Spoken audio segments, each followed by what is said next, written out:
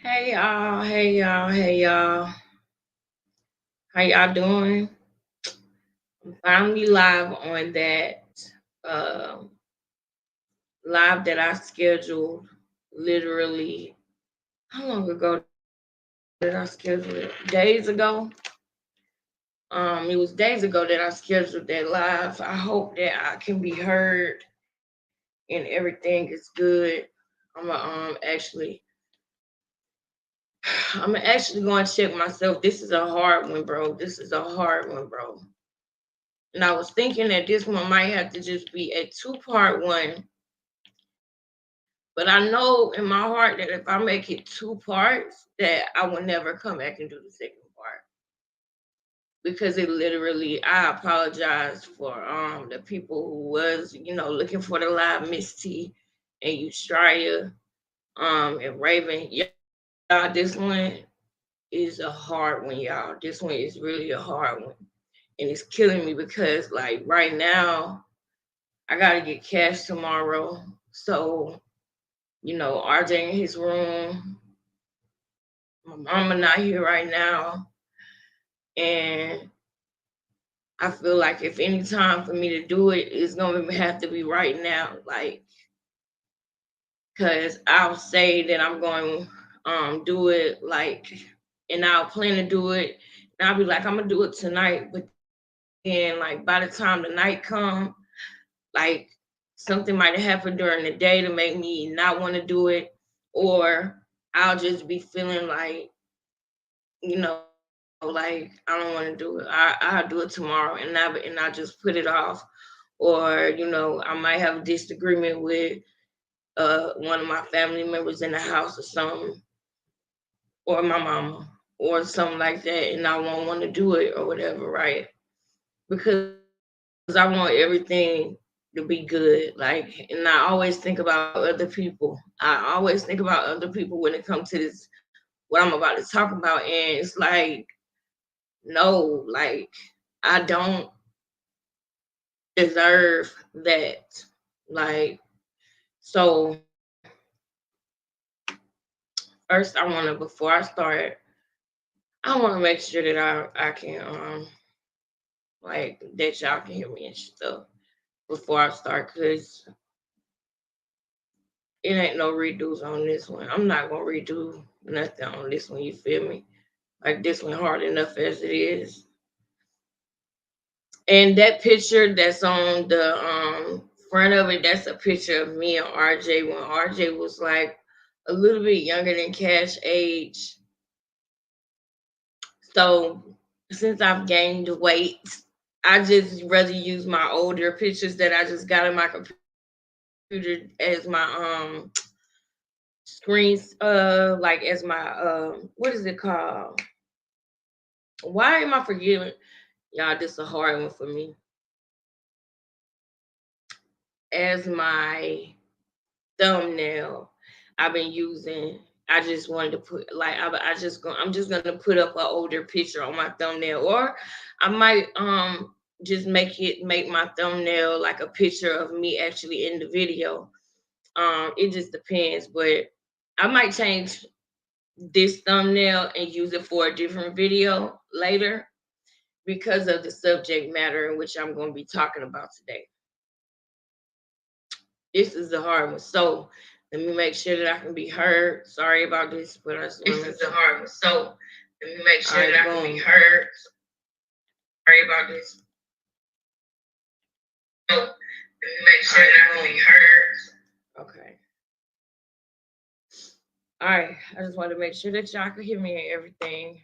And I know that people might not even know that I'm live right now because I've said this live for a few days ago and I changed the time twice. And then I still waited a few days. So I'm actually, I don't know, I kind of feel like I'm not even tripping that,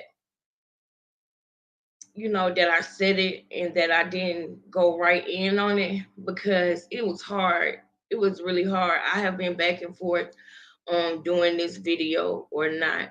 I really have. For one, because of that thing that I always talk about with that holds us back. which is guilt and shame.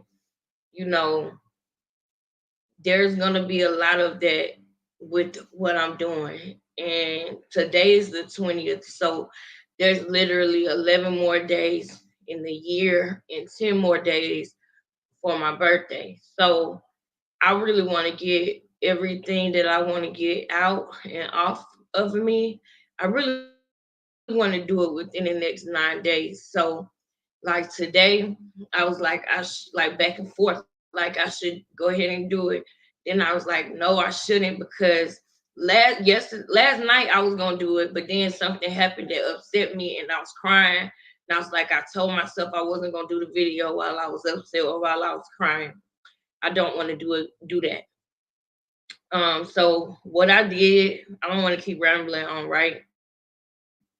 So with this purge, you guys, if you remember the last purge that I did, I was talking to you guys about the paternal figure that was in the household when we were growing up. So I told you guys about the abuse and everything.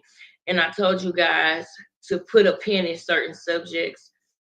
I also told you guys that that person wanted me and my mother's relationship to be, you know, the way that it was for so long.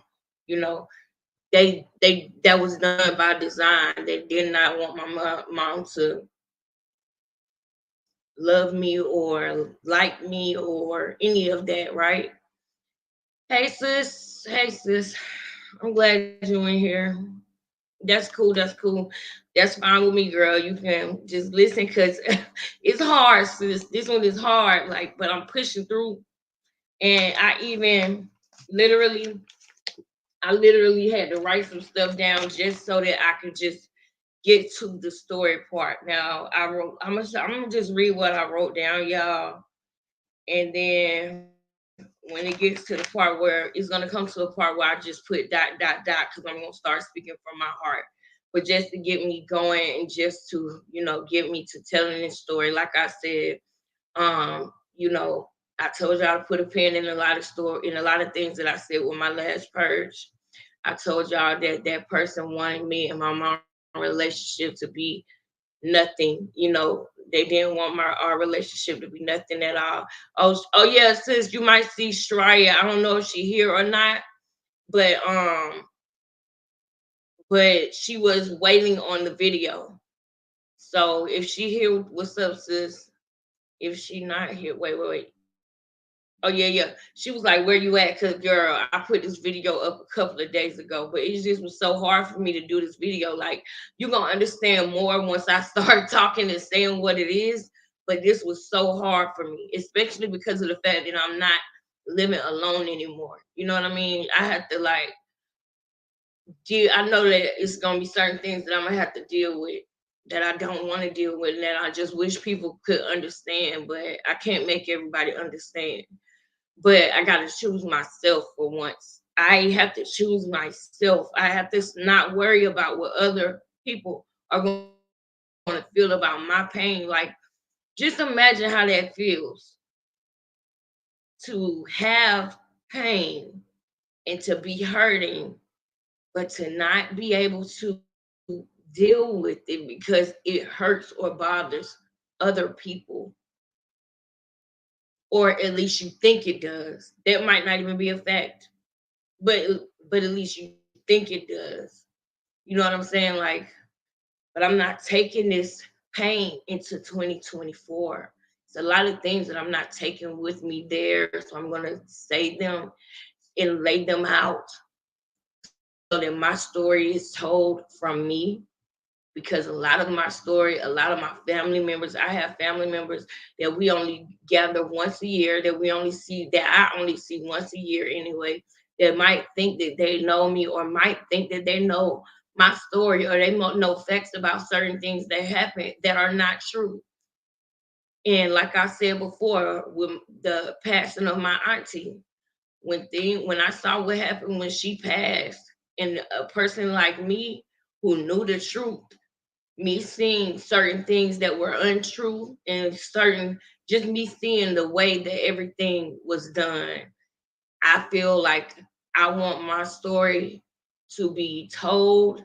I want my story to be told not only for that, but and for my children to understand who their mom is or was, because I don't want my story to be left to other people who really may not even love or like me. I want to tell my story myself. Secondly, I want to get this off of my chest so that I can move on with my life. And I don't have money for therapy right now. So guess what? You guys are gonna get my story. Lord, this one is hard. I'm trying my best.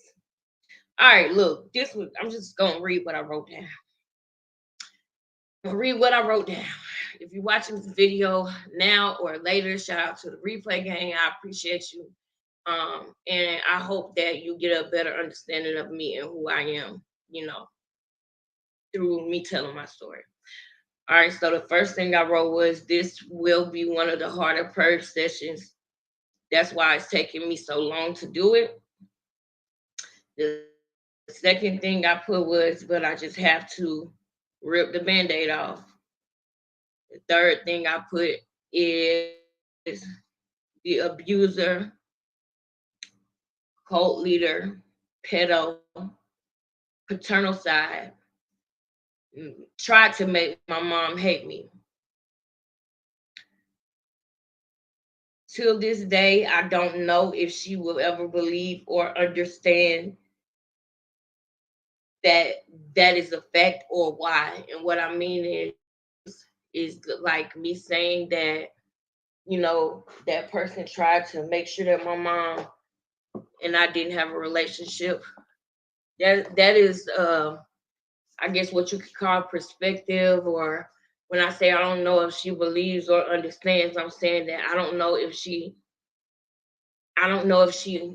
recognizes that like I do now. I didn't recognize it at first, but I don't know if when I say I don't know if she believes or understands, I mean I don't know if she believes, understands, or recognizes that the enemy has tried to use people to rip us apart.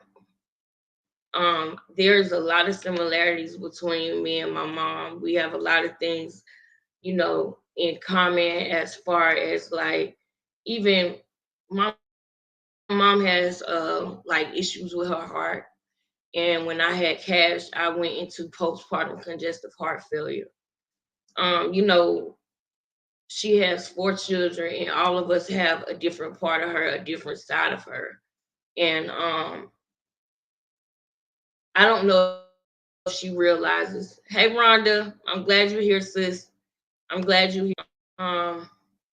Like I said, this is hard. Y'all see it on the thing. This is hard. I'm just gonna keep trying to keep talking through it though. But I appreciate anybody who be in here, right? But yeah, like I said, I don't know if she believes or recognizes that, y'all. I don't know. And she might be mad about me saying that, but I'm purging this. So it's not like I'm going to be re-talking about this forever. I'm purging this today, and I just got to speak from my heart. I love you. You know what I'm saying? If anybody try to show my mama this or make her feel a certain type of way, my family done already unsubscribed from my channel. If y'all haven't noticed, ever since I started doing the purge, you might notice that a couple of numbers dropped off of my thing. I think I was at 407 and it went to like 395, 96. And that's by design. Like my family members started unsubscribing because this is like a no-no. We're not supposed to tell our story. We're not supposed to be real or be honest. And I'm not gonna do that. I'm gonna purge my story and I'm gonna get it off of me because I want to move on with my life and I want to have a better life for my children. They don't deserve to deal with my pain. You know what I'm saying? Like they don't deserve that. I believe in change. I don't believe in, doing the same thing over and over again, expecting a different result. I think that the first time that I started purging was when I spoke about my grandparent.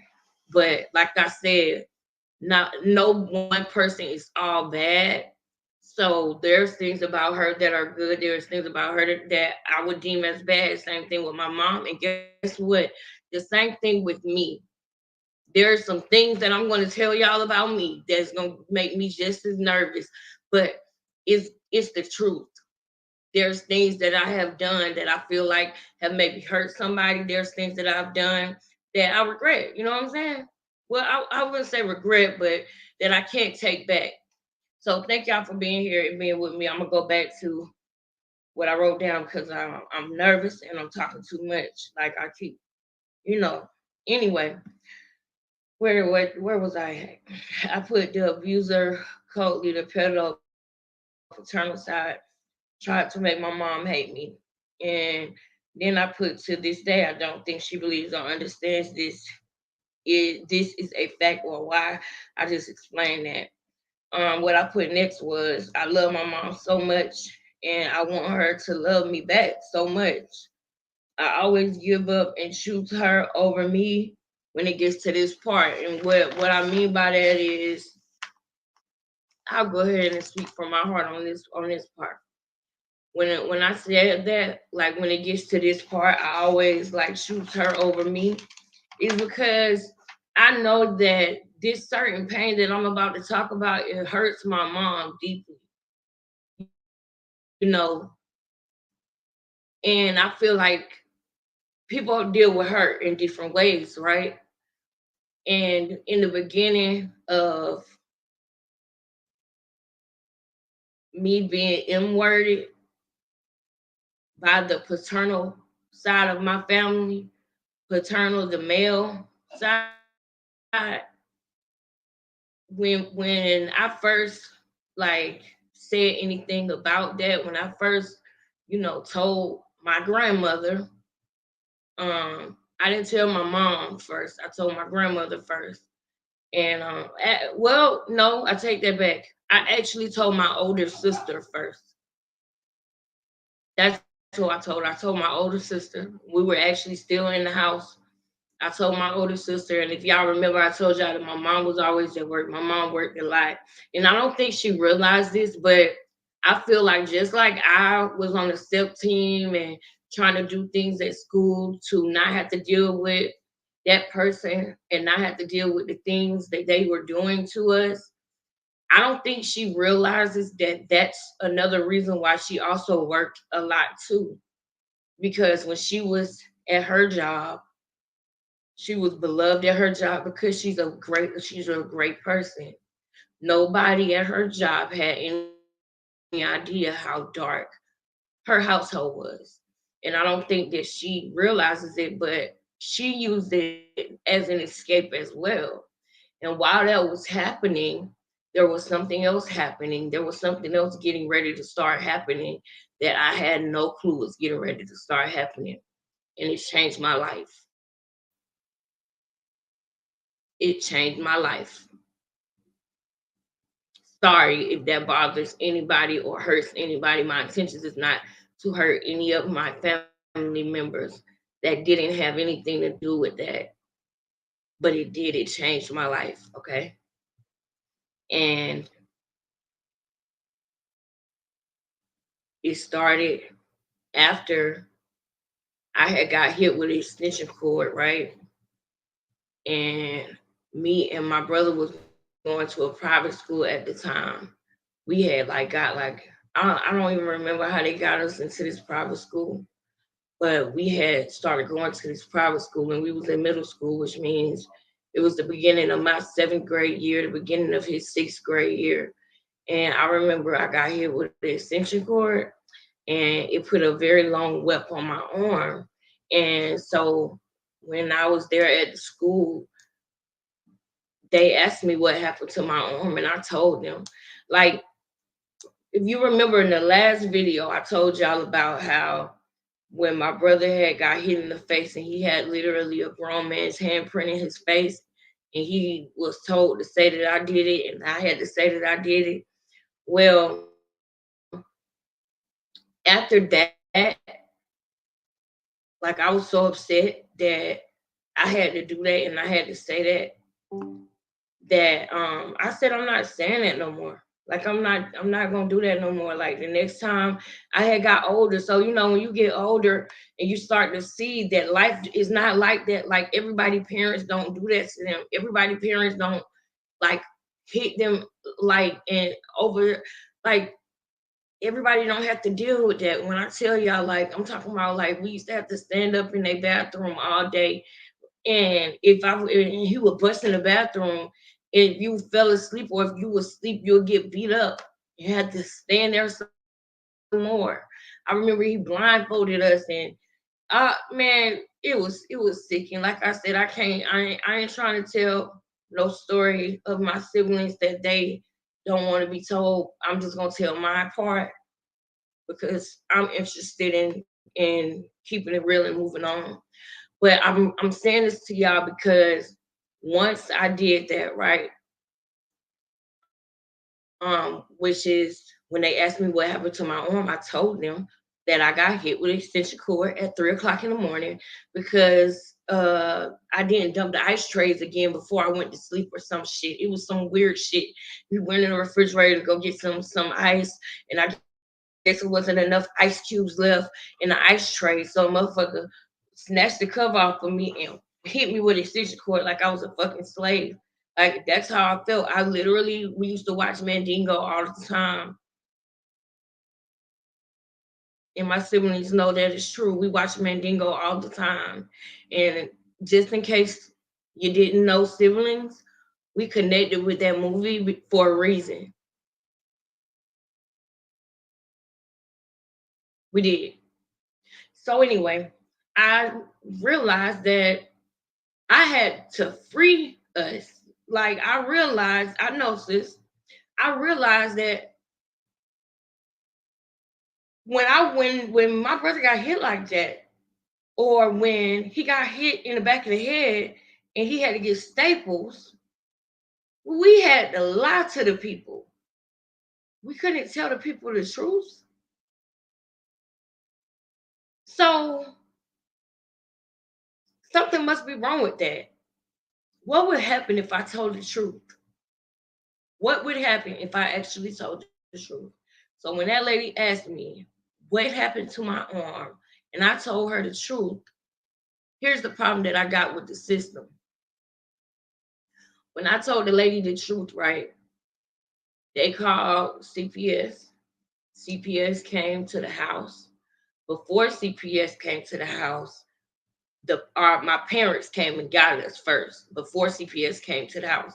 Well, actually, somebody came to the school, right, and spoke to us at the school. But then my parents came and picked us up, and they knew that something was said with CPS. I got a big ass whip on my arm. Why would you? Why, I don't understand. I was so mad because I told y'all the truth about what happened to my arm, and then y'all gonna let the motherfucker pick me up from school and then take me home. So then by the time we got picked up from school and taken home, my mother's upset, frantic. And this person is literally, I literally saw them put on a show for CPS. I literally did. And I'll never forget, it was a black man who I was speaking with on the couch, and I'll never forget while I was talking to him, that fucking monster, punk ass nigga was walking in and out the house. He would walk to the mailbox while the man was talking to me, and then sit on the porch. The glass, like the window is right here, and I'm sitting here talking to the man. Hey to anybody who entered the chat that I don't see right now. But I'm sitting here talking to the man, and this motherfucker decides he wants to sit on the porch, which is on the other side of the window. So it's like they want to talk to us one by one and shit. And me and my siblings is like in the room. Me and I had two other siblings that was my age, and then we had a baby sister who we all like wanted to just protect her, bro. We did. And we made a pact in that room that we was gonna tell the truth. We all said, bro, if we tell the truth, then we won't have to deal with this no more. I'm telling the truth. We all made a pact that we was gonna tell the truth. And all of us chickened out, bro. All of us. When I heard, we shouldn't even have been able to hear each other. But I heard my parents talking to them first, and the parents saying, well, it's the grandma, she put stuff in their head and she make them believe that, they being abused and they not, and this, that, and the third. And we back there in the room, mad. We back there in the room, we hot in the mug. We like, nah, man, it ain't going down like that. You see how he talking to the lady? He and this is the thing about narcissists. They're very charismatic. Anybody who knows about Nature Boy or whoever, if you know any narcissist documented, I'm talking about not somebody who you just think is a narc, somebody who's like a documented narcissist, right? Like a textbook narc. They have charisma. They know how to fool people, and make people think that there's somebody that they're not. So me and my siblings, I'll never forget. We said we was gonna tell the truth,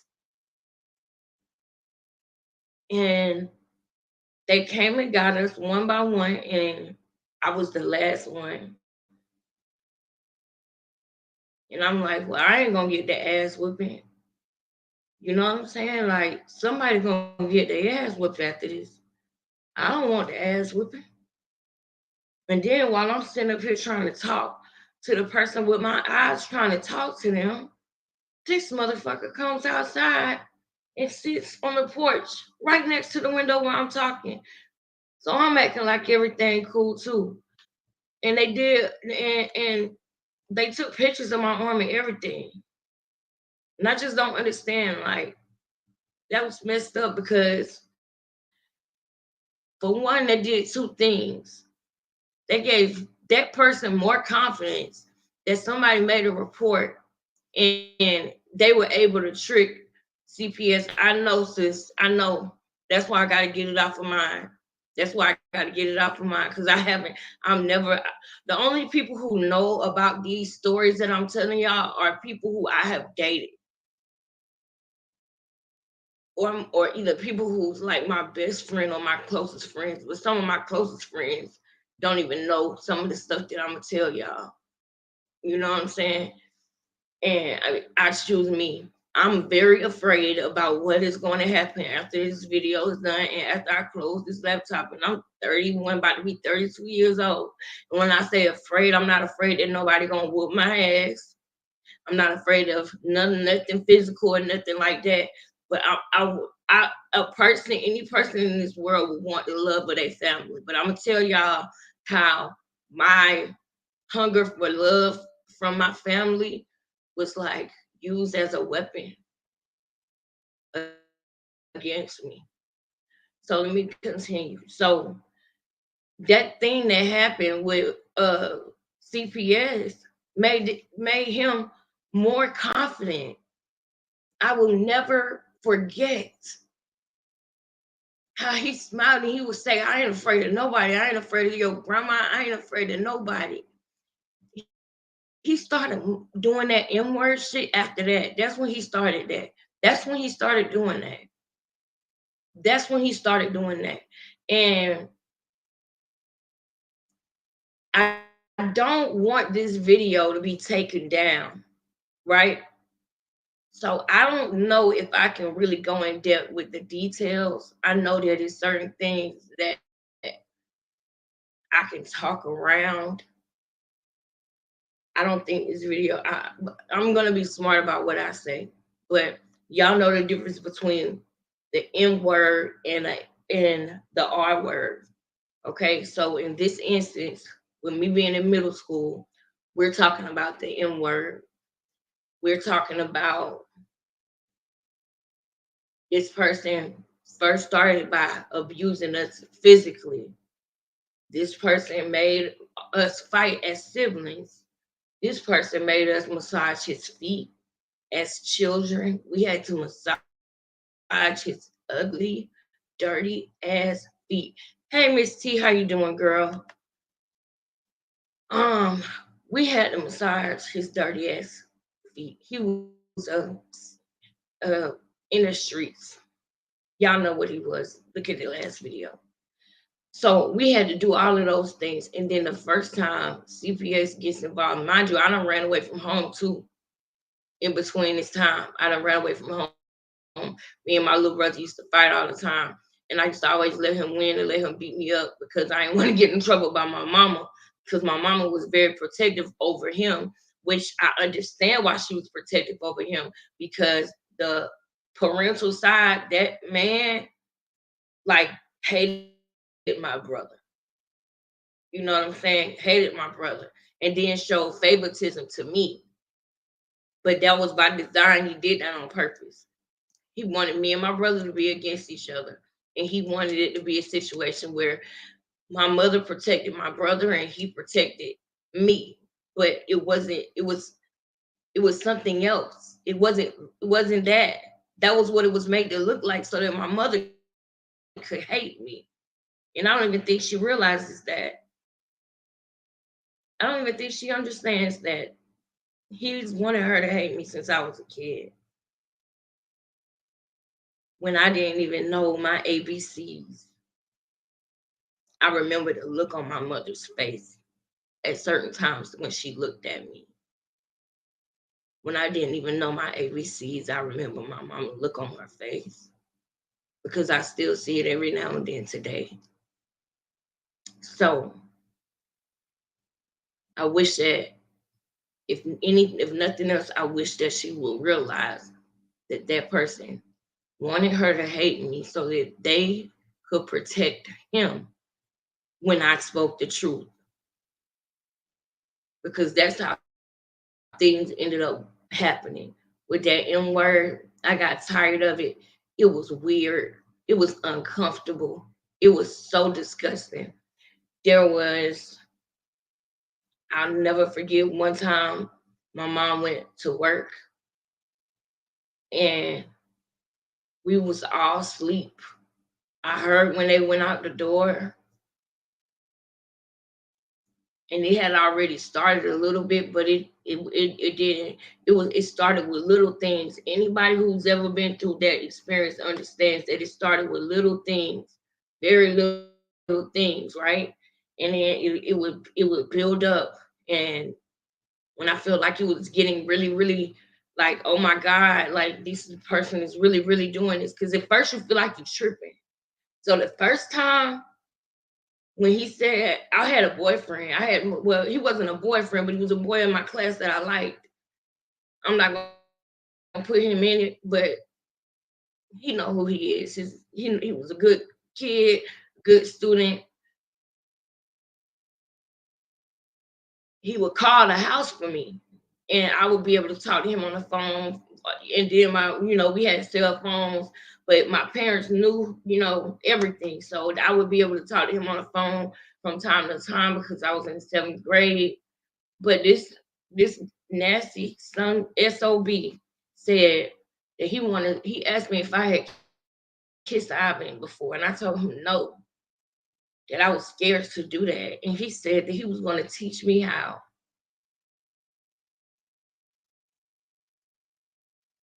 And after he said that, because we were in the kitchen, I'll never forget, we was in the kitchen in front of the stove, and he proceeded to do that. He proceeded to do that. He proceeded to do that.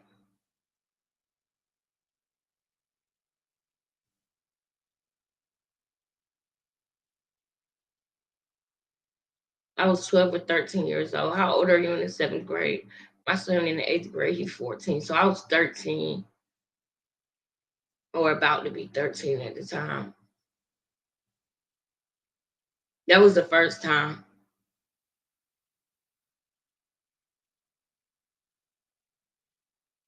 That was the first time.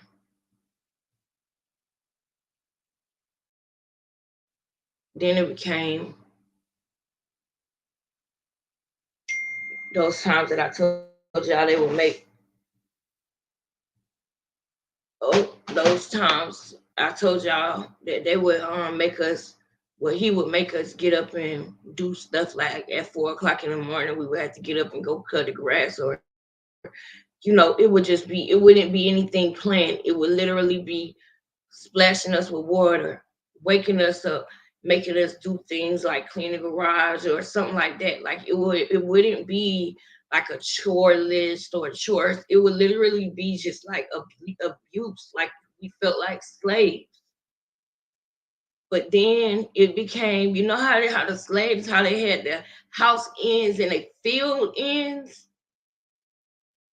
It became a situation where he was like, "Oh, you can lay down and watch a movie with me," while they was outside picking pine cones, cutting the grass, getting beat on and stuff.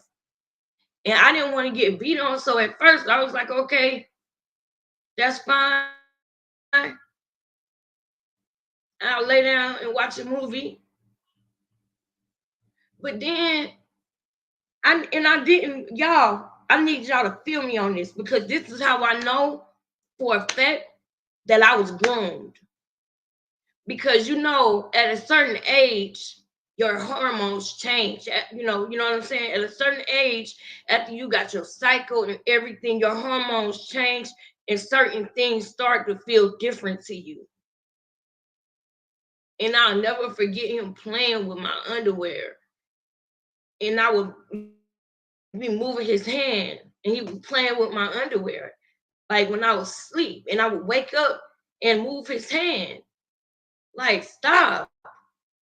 But he was doing it while I was sleeping. And I remember waking up and telling him to stop when I was in 7th grade. But y'all remember that time I told y'all that my first memory was in a dark room and I had read something that he ran up to the front to tell them what I read, but I didn't know what I read.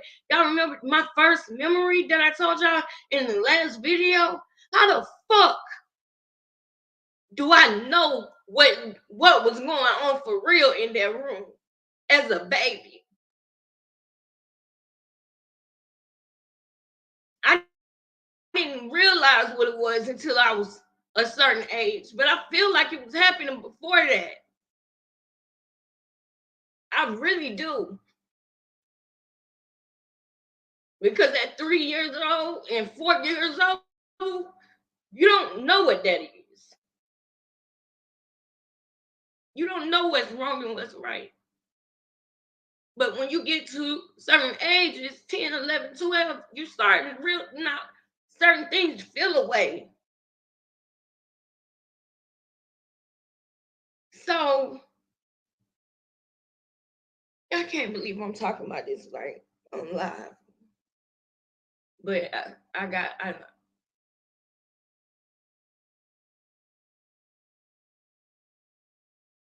this is a purge. This is not, I'm gonna get through this. The motherfucker was doing that. He was doing it my whole life, and I just didn't know and didn't realize till I was in the 7th grade. And the reason why I was even on that part about playing with my underwear was because that person was doing that while they was being nasty to my other siblings, making them work in the yard. So my mom is there at work, they're out working in the yard, and this nigga's in the room with me. And I'll never forget because it would be little stuff like that, like playing with my underwear or like laying in the bed with me a certain way, putting their leg in between my legs or something like that. Things that I didn't identify as wrong as a kid. I started realizing it was wrong when I started becoming older and aware. You understand? And I feel like a grown woman in this situation. I'm live, Mom. Thank you. I feel like a grown woman in a situation is a different type of situation, but a kid in this situation, nah, bro. I don't know how long that was actually going on. I don't. And I feel like it was going on way longer than I thought it was. Because at first, when I first came out and said something, I remember I would have to speak to several people, and the detectives would ask me when did it start and stuff. And I remember telling them it started when that person said that they was gonna teach me how to kiss or whatever. But as you get, like I always say, I always tell y'all that hindsight is 2020. So I realize a lot more things now. Now, when it got to the point where I wanted to tell my sister or tell somebody, which I thank God that one of my siblings actually saw it. One of my siblings actually saw it, and they don't even realize they saved me from something. They saved me. So something was getting ready to happen, right? And I was froze. I don't know if anybody can ever identify with this or understand. Picture me 12 or 13 years old and a parent who abuses me on a regular tells me to do something, tells me to lift up my shirt, or looks at me in a weird way and starts putting their kissing me and shit. Okay? If my sibling would not have seen that, then it would have just been, it would have just kept going. But before it got to the underwear, before it got to the underwear, it was a boom, boom, boom on the door. And it was a sibling. It was my sibling. And it was the sibling that he hit and hurt the most. So for the sibling that he beat on the most, to beat on the door like a grown ass man, I will always thank him for that. Because in that moment, he was scared of him. In that moment, I seen it. Cause he was like, I was froze, y'all. I was froze. And he was like, pull your shirt back down. And he put toothpaste on the shirt, and he beating on the door again. He put toothpaste on, started brushing his teeth, and he opened up the door and was like, what? What the fuck you want? And he just looked, and I don't even know what he said. I don't know what he said, but he got me out of there. He got me out of there. I don't even know what he said, but he got me out of there. But y'all, if you watch the last video, you'll know that this was a person, this was the kid that wanted, his acknowledgement the most, that wanted that father-son relationship the most. Put a pin in that. So after that happened though, I was like, this shit is getting crazy. And I got a little sister, my little precious little sister. We used to always say like we don't want him to start putting his hands on her because he wasn't beating on her yet. You know what I'm saying? So thank God she didn't experience none of that. But I remember me and my oldest sibling. I told her what happened. Told her what was going on. And she was like, I knew it. I knew it. She was like, swear to God. And I was like, I swear to God. And she gave me a knife. She gave me a knife and told me to put it under the bed. And I said, I'm scared. I said, if I show him that I got a knife, then he might use it on me or he might hurt me. And she was like, he gonna do it again. Because I told her that one day he had dropped mama off and he came and he was in the bed on top of me. And I still had on my clothes and he still had on his clothes, but I felt an erection on me. And I told my sister, and so she was like, he gonna do it again. And I was like, I don't know what to do. I was scared as shit. And around this time, we was back able to go around my grandma. So my sister convinced me to tell my grandma. She convinced me to tell her because I felt, this is the honest truth, I felt like I couldn't tell my mama because I saw what was already going on. Now I told y'all already that she felt like she had to protect the son because the son was truly under an attack. But the father, my ass, the fucking crackhead, favored me. So it was a situation like how you treat him like this and you treat her like this. You always defending her. You always want me to. We wasn't able to go stay the night at people's house or go on step team or nothing like that. And he always. This was when I was younger than 13. I was in elementary school on the step team. I was not in. This was before middle school. And I'm sorry if I'm rambling. I need y'all to just be patient with me because I'm trying. So that was happening when I was in the younger ages, before my cycle even came on. That was happening where my mama would say say, no, I can't go to a sleepover or something. And he would advocate and say, let her go, da da da. And sometimes I would end up being able to go. You know what I'm saying? Or I can't go to the soccer. And then sometimes I would be able to go. Or I can't be on the still team, period. You know, it was like you could see the hatred. You could see this person hated my brother. Absolutely hated him. And it's I've seen the worst. And I know that, he a grown man. So I can't say, it's different with men. But just know that she felt like she had to protect him. But in turn, it was the look that I got, you know what I mean? Because this person was hating this kid, and it was like he was favoring this kid, me. But it wasn't favor. It was disgusting. You understand what I'm saying? It was disgusting, bro.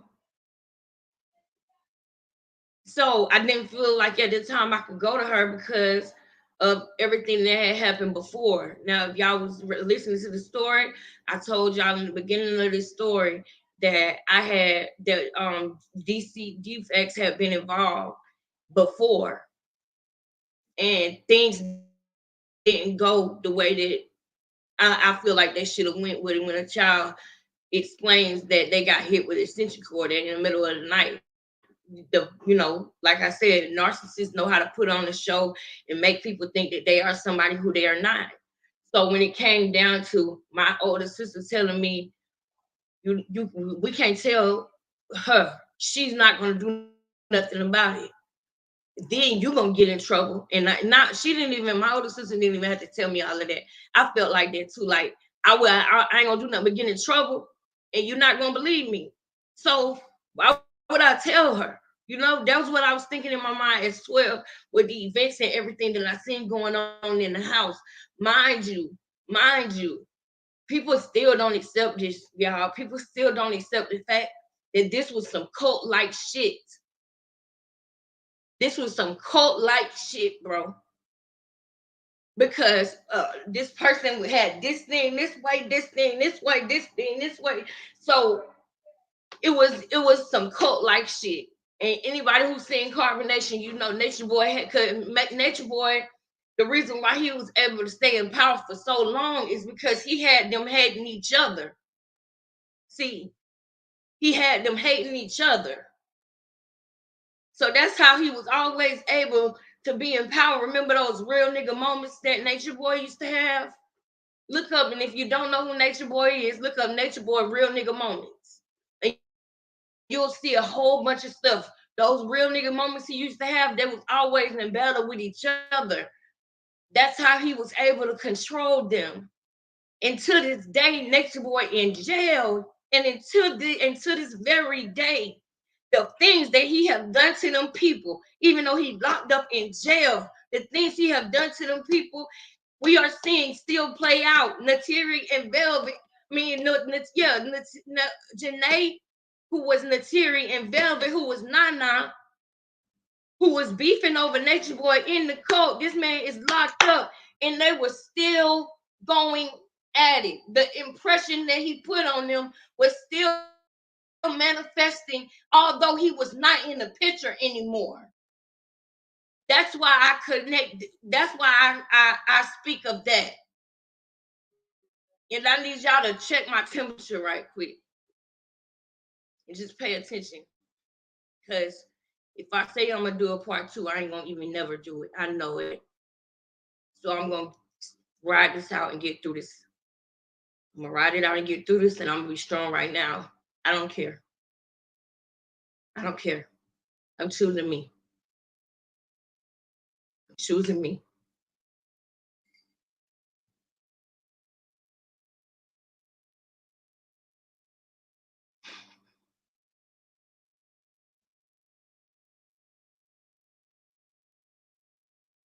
After all these years, bro,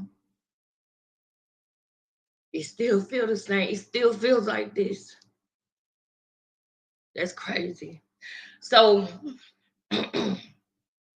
so Where was I at? Yeah, I couldn't tell, that parent. And so I told my grandmother. Now, here's the thing about that. When I told her, she called DCFS, and whereas the first time I chickened out and I ended up getting scared, the second time when I went in that room with that lady, I was scared for my fucking life. I was so fucking scared that anytime that door handle shook, I ran in the closet. The lady had to calm me down and hold me and tell me, like, nothing's gonna happen to you. You can tell me the truth. You can tell me what happened. I remember I was sitting on the dresser. I remember my uncle came. My uncle, not my great uncle, had came. He asked me straight up, was it true? And I said, yes, it was. Yes, it is. And I thought that if I stood up in that moment and spoke the truth and said the truth, that would be my happily ever after. But that was just the beginning of my hell. That was the beginning of my hell. And to keep a long story short, with that, when things got so bad and so messed up that I wish that I had never said nothing. Things got so bad that I wish that I could have took it back, because I didn't realize I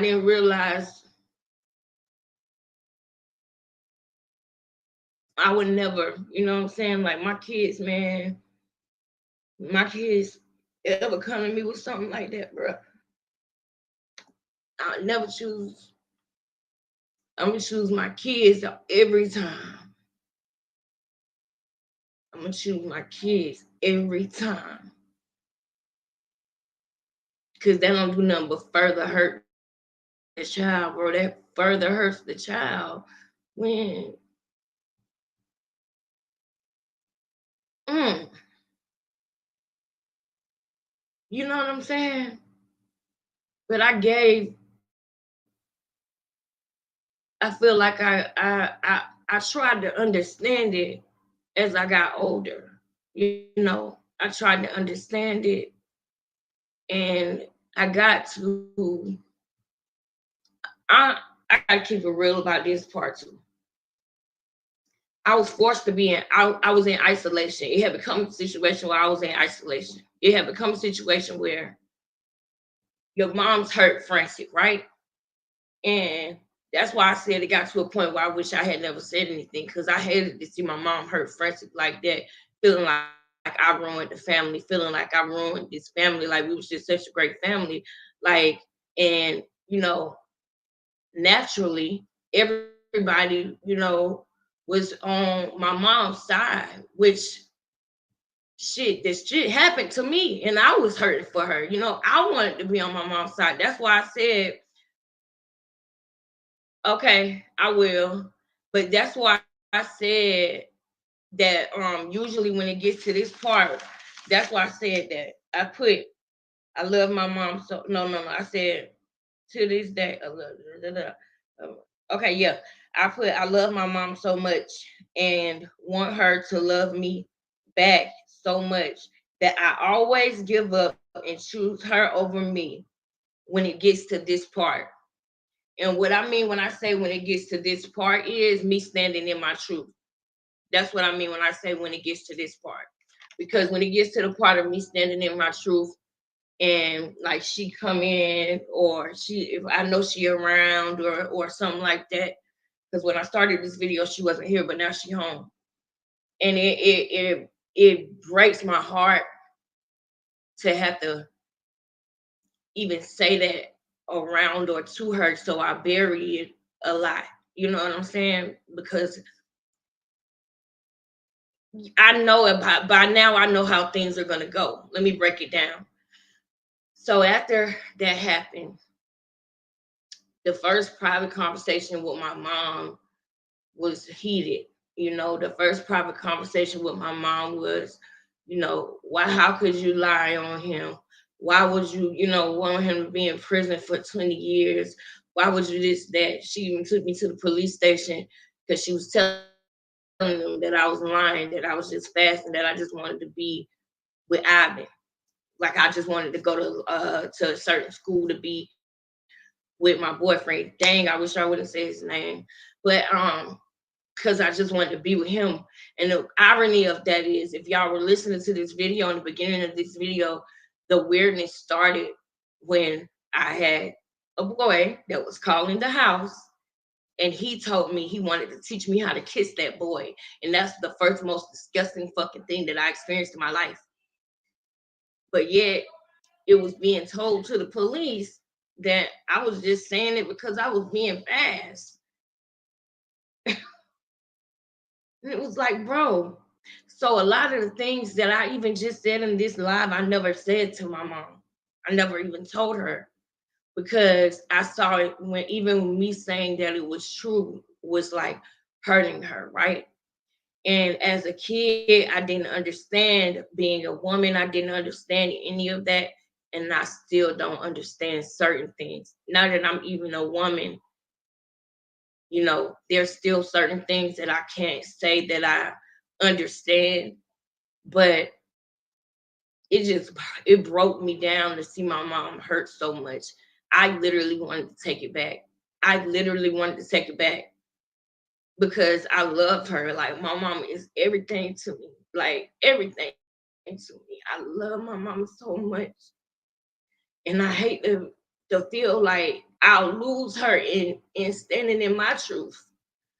I hate that. And mind y'all, I gotta go ahead and say this because I might forget about it. That my grandma had called DCFS or whatever, but like about 11 or 12 years later, something happened that made me realize that she didn't even believe me. She had called them and told them what I told her, but she didn't even really believe it. As a matter of fact, her exact words to me, like a little bit after I had Cash, I was going through postpartum. I was going through a lot, which I'm going to talk about that as well. But I'll never forget what my grandma had said to me, because I called his grandma mom. And my grandma was like, "Don't be calling people mom. Why you call everybody mom?" And I was like, because that's like, you know why? Like, I got mommy issues. You know what I'm saying? Like, Tyler Perry plays. Y'all remember that Tyler Perry play? And that girl sung that song. I could do better all by myself. That song that girl sung. It was around that same time that I was literally going through that feeling when that girl was singing "A Motherless Child." It was really like around that time I was really going through that feeling. Like, I really used to literally put that tape on and rewind it back to back and just cry. So I don't want to forget the fact that I was laying in the bed with my grandma, and she told me, "Why you call, her mom or whatever?" And I told her, like, why? I don't have to say everything all over again, because this video is not to hurt my mama. That's not the point of the video. The video is for me to purge and tell my truth and leave this here right here in this video. I realize that if people are not gonna like it, but you already unsubscribed to my channel, just leave me alone. It's not like I'm gonna be saying names and posting pictures. Just stay out of it. If you still don't want to support me after all this time, just stay out of it. And let me tell my truth in peace. So, anyway, it just hurt me to know that after all that time, my grandma didn't really believe that it was really happening. Like, you were really, you know what I'm saying, Miss T? You know what I'm saying? Because before I even knew you, bro, I remember when you was working on my case, bro. I almost went too far with that one, but you understand, like, you get it, I know you do, and I know you know. I almost said too much just now, girl, but that did a lot for me right there. For you to even just say what you just said, bro, because some people will think that, oh, you get on here, you say, and you might be saying it for attention or whatever. But no, bro, I want to get this shit off of me, bro. I'm tired of living a lie. Like I'm tired of living with stuff on me and going through things that I can't explain. And I'm tired of feeling like I'm in a loop. And I refuse for my kids to be a part of a loop that is toxic.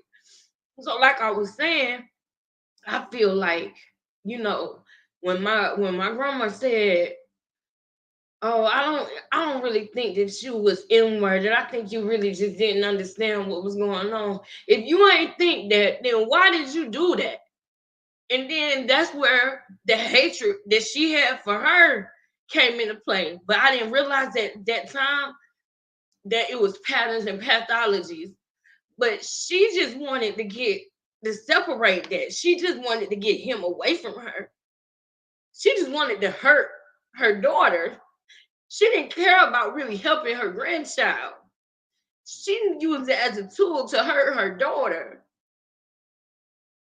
And when I realized that, it hurt me so bad because all this time I felt like I owed this lady my life. So when it came to stuff with my firstborn child, I let her pass with a lot. I let her pass with a lot when it came to my firstborn because I felt like I had owed her my life because she stopped something that was going on that I didn't feel like I could tell my mama at the time. But to know that you didn't even believe it, to know that you only use it to hurt your daughter, and then to know that me and my mama got this thing that we got, and it ain't nothing but a pattern from something you got with her, and then me seeing my great grandmother and knowing what that relationship was like, I was like, no, bro, like, no, this is nothing but a pattern. This is nothing but a pattern. And I'm not doing that. I'm not keeping no patterns up. You literally, you didn't even believe me. You just said it because you knew that it would hurt her. So in turn, she hates me, and you fake support me. And then you say years later, after I had my second child, years later, you tell me that you don't think that I knew what was really going on with me. You tell me years later that you don't think that I knew what was really going on with me.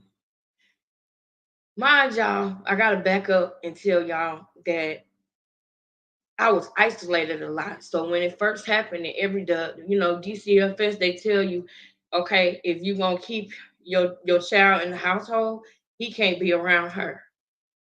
So I feel like it was certain things like that was done as a punishment because she really felt like I was lying. She really did. She felt like I was lying. So me having to wear the same clothes to school over and over again because I couldn't go to the house. So you can't go to the house if you just tell the truth. Then you can go to the house and get your clothes. You know what I'm saying? You can't go to the house because that person in the house. So if you just tell the truth, this will all be over. Type shit. That was the type of stuff that I dealt with. And then, my grandmas on that side of the family, I didn't see them for like 6 or 7 years. I didn't see them. I would be at the house by myself, and they would all be over there visiting my grandmas and them every weekend, being a family while I was at the house by myself. That's why I said that there was times that I felt like I just wish I would have never said nothing because I didn't know that by speaking up and saying what happened to me that I was going to lose my whole family. I thought that they was going to support me because they knew how crazy and sick this bitch was. But he had them so fucked up that they made me the bad guy, right?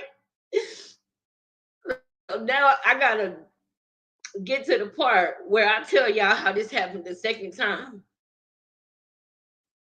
Because it did. And I blame myself so much for it. I do. I blame myself so much for it, bro.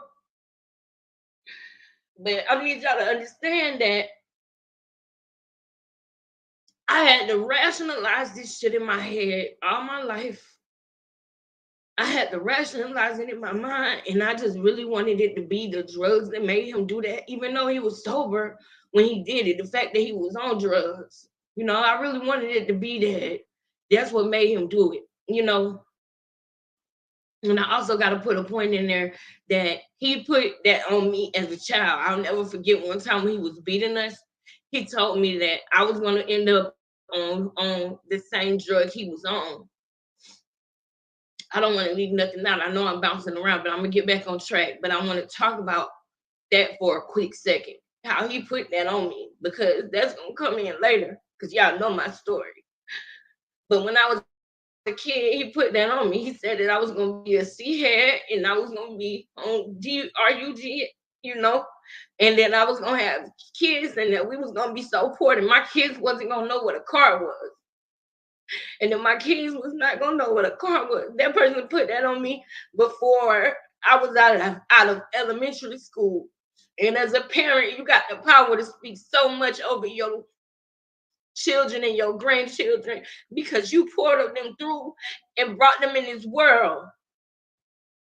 So I could never do that to my kids. I could never do that.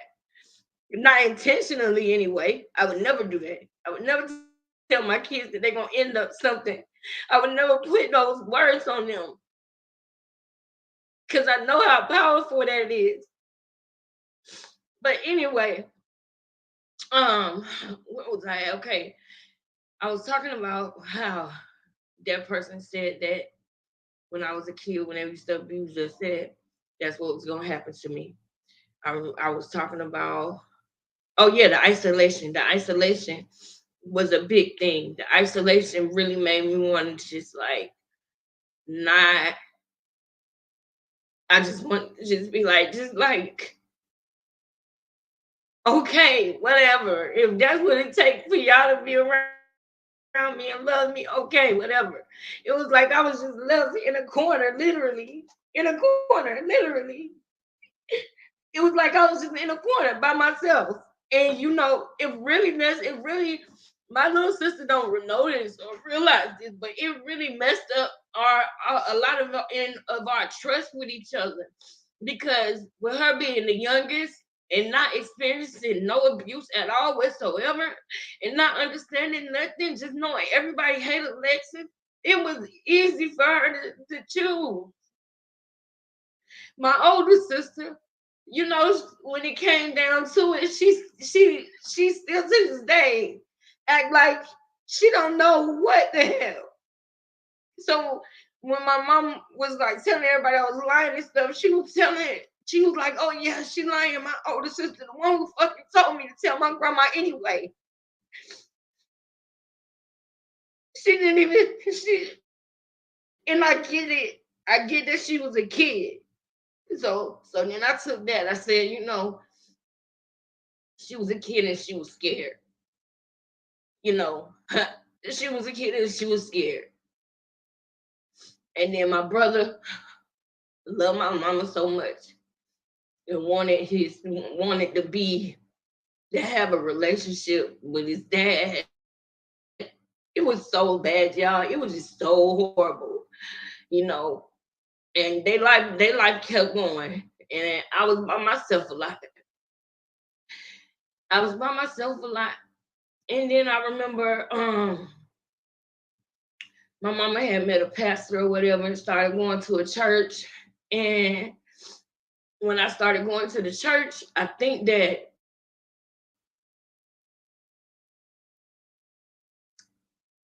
if I wouldn't have had my own relationship with God,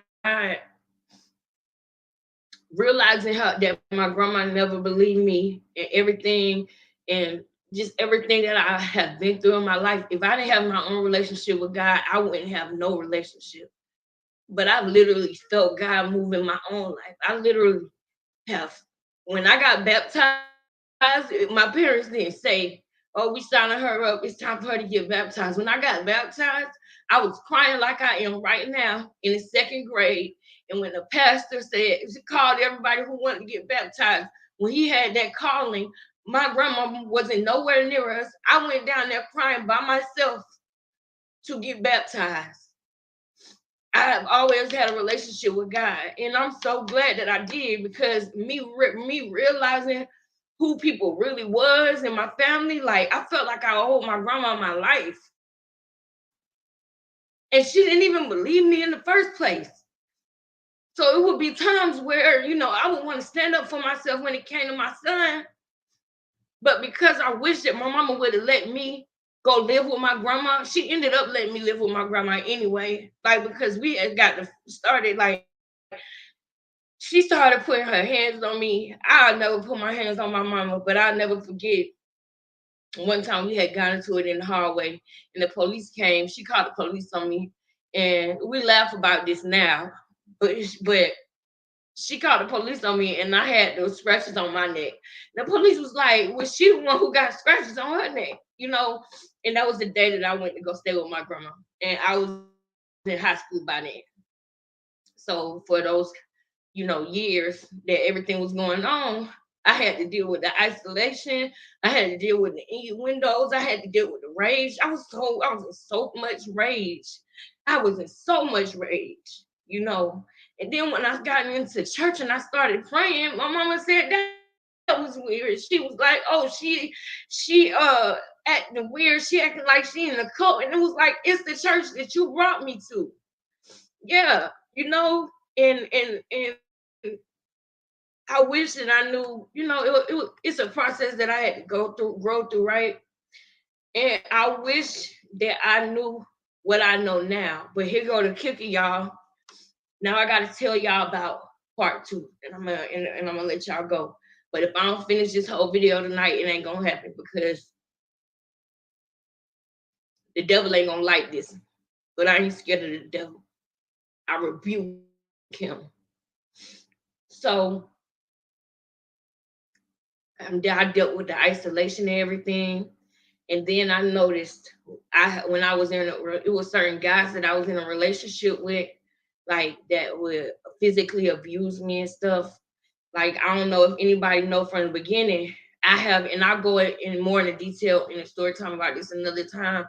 But I was with a guy one time who literally I still have a bald spot in my hair right now from where he smashed my head up against the glass. And I remember being in them times where I felt like I wish that I had a dad to call. I wish that I had a dad to call, And in my last video, if you remember, I was saying that before things got weird, before I got wise and realized what was going on, I just simply thought that I was a daddy's girl. You know what I'm saying? And when I was performing for his friends, I didn't realize how sick that shit was until I was an adult.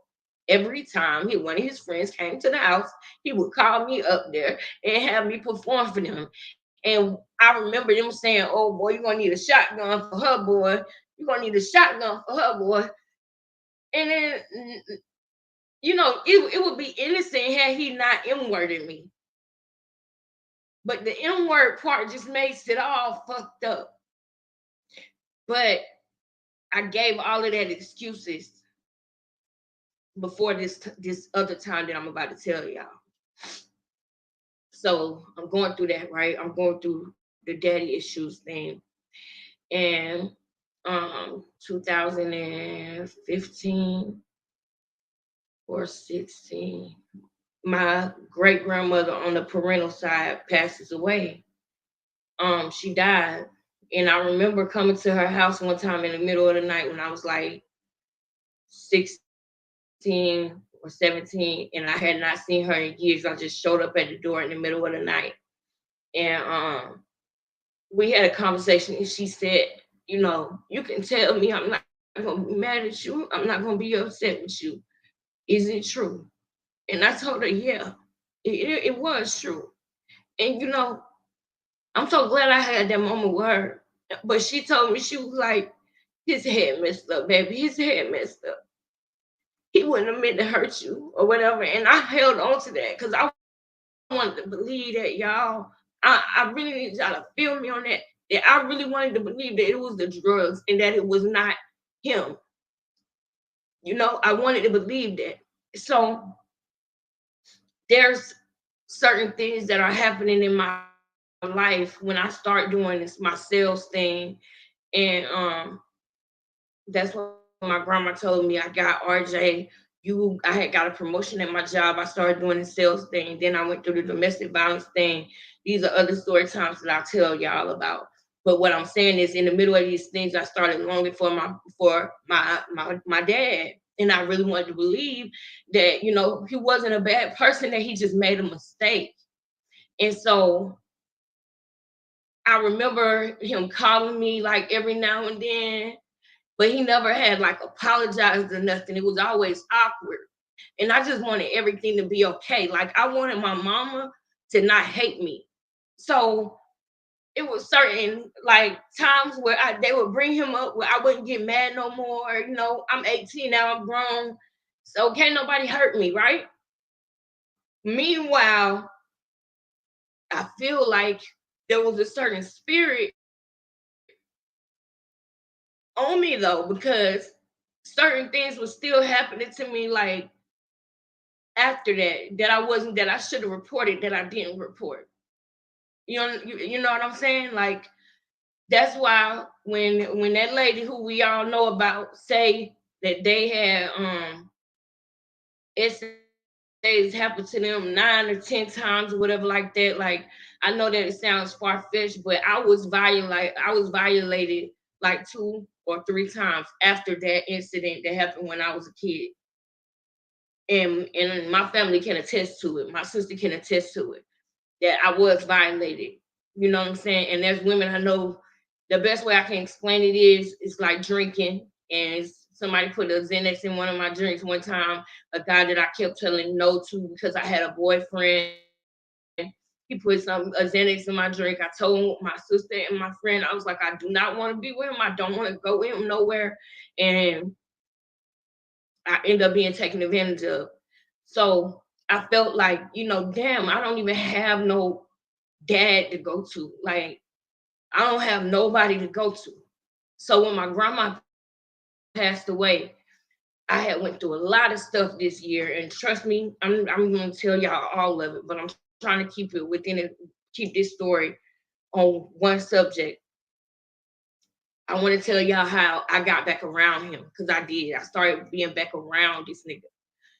And what happened was when my grandma passed away, I went to my grandma's house, and my uncle, both of my uncles, I got 2 uncles on that side. And the youngest uncle, the one who was closest to me, is more he could be like a brother. That's how close we are in age, right? And he was the youngest uncle. We like grew up together. And when I was going through all of the situation where I was isolated and they would go to my grandma's house without me and stuff, when my uncle was able to drive, he came and found me. When he was able to drive, he would pop up at the house. He would pop up at the house, and that makes me cry, y'all, because I was alone, and I was used to going over there to my grandma's house. I was used to being around them and seeing them and playing. I'm gonna show y'all pictures of us playing all the time, and we was close. So when he would pull up and come find me, I'll never forget on my birthday. Like I'll never forget, he came and gave me a gift on my birthday, and this was in the heat of everything when I was still a minor. I ended up moving in with my boyfriend when I was 16. You know what I'm saying? And my uncle still, even then, he would pull up and find me, bro. He would pull up and find me. I'm sorry that you are, but Purge is crying. And I don't care what happened after this. I don't care what nobody gotta say after this. Because if anything happened to me today, tomorrow, or whenever, my children are gonna know the truth about this situation. You're not gonna lie to my kids. You know? So let me go ahead and get to the part about how that person was in my life again. So after I go through all this stuff with these bad dudes I'm choosing and everything, and I'm wishing that I had a dad. Thank you, sis. Thank you. I'm wishing that I had a dad and shit. So when my grandma passed away, I when I had came home from working for an alarm company or whatever, and that was when this nigga actually apologized to me. He apologized to me, bro, and he cried when he apologized. And I'll never forget the exact words was, "I'm sorry for all these years letting people think you was a liar. I'm sorry for all these years making people think you was crazy." That's what that bitch said to me. And that was all I wanted. And he said, "I know that I did some messed up stuff, but I promise I was never gonna hurt you. I was never gonna take it further." Because that was my fear. That's why I went and told somebody. Because I was like, this man is really trying to like go even. Like this man is really trying to like, oh my God. So when he said that I'm sorry, my head wasn't right, and I'm sorry for making people think it was crazy all these years, it was a wrap. I was like, I forgive you, and it was a wrap. It was a wrap, bro. I forgave him, and I really wanted to have a relationship with him, and I really wanted to believe that, it was just the dope that had his mind messed up, and it wasn't, y'all. This motherfucker's a monster, bro. It wasn't that. It wasn't that. That was a lie. And here's how I ended up finding out that apology that this nigga cried on his knees and gave me. I'm sorry for letting people think he was crazy all these years and shit. This motherfucker apologized to me in private, and I didn't even care. I didn't care about what other people thought. Like, I didn't care if it made me look crazy or not that I was back around my dad. I was happy that I was back around my dad because that's what I thought at the time. That's what I thought. That's what I thought. And so, boom, I'm back around him. But by then, like I have started changing. This is when y'all know I put the video about how I survived opioid addiction and everything. That disease that he put on me when I was a kid. That I was heavy in it at that time. I was deep in it. Um, in the middle of my opioid addiction, I was drinking. I was doing OB popping. Everything. I was just partying, everything, you name it. I was partying, popping perks, drinking, you know, smoking, rolling up, smoking, all of that. And I'm so proud to say that I never smoked crack. I'm so proud to say because that's what he put on me. And I don't know if I was supposed to say that word on here or not. I don't know. I don't care. But that's what he put on me. He said that I would do that. So I'm glad that at least I never did that. Anyway, and I'm glad that I beat opioid addiction too. I'm glad I did. I'm glad I did. I slayed that dragon. And my kids never gonna have to go through that. They will never deal with that in Jesus' name. But anyway, I gotta get to this part. So, around this time, I'm dating Cash Dad. And this is before I had cash or anything like that, when he apologized and everything. So this time when I meet a dude, I'm like, I finally can introduce a guy that I like to my dad so that I could feel protected, because men who I felt like this at the time, I wasn't even 26 yet, but I felt like if I had if I was able to introduce them to my dad, then they would respect me more, or they wouldn't hurt me because they know that I have a father. But it doesn't work like that when your dad is a crackhead.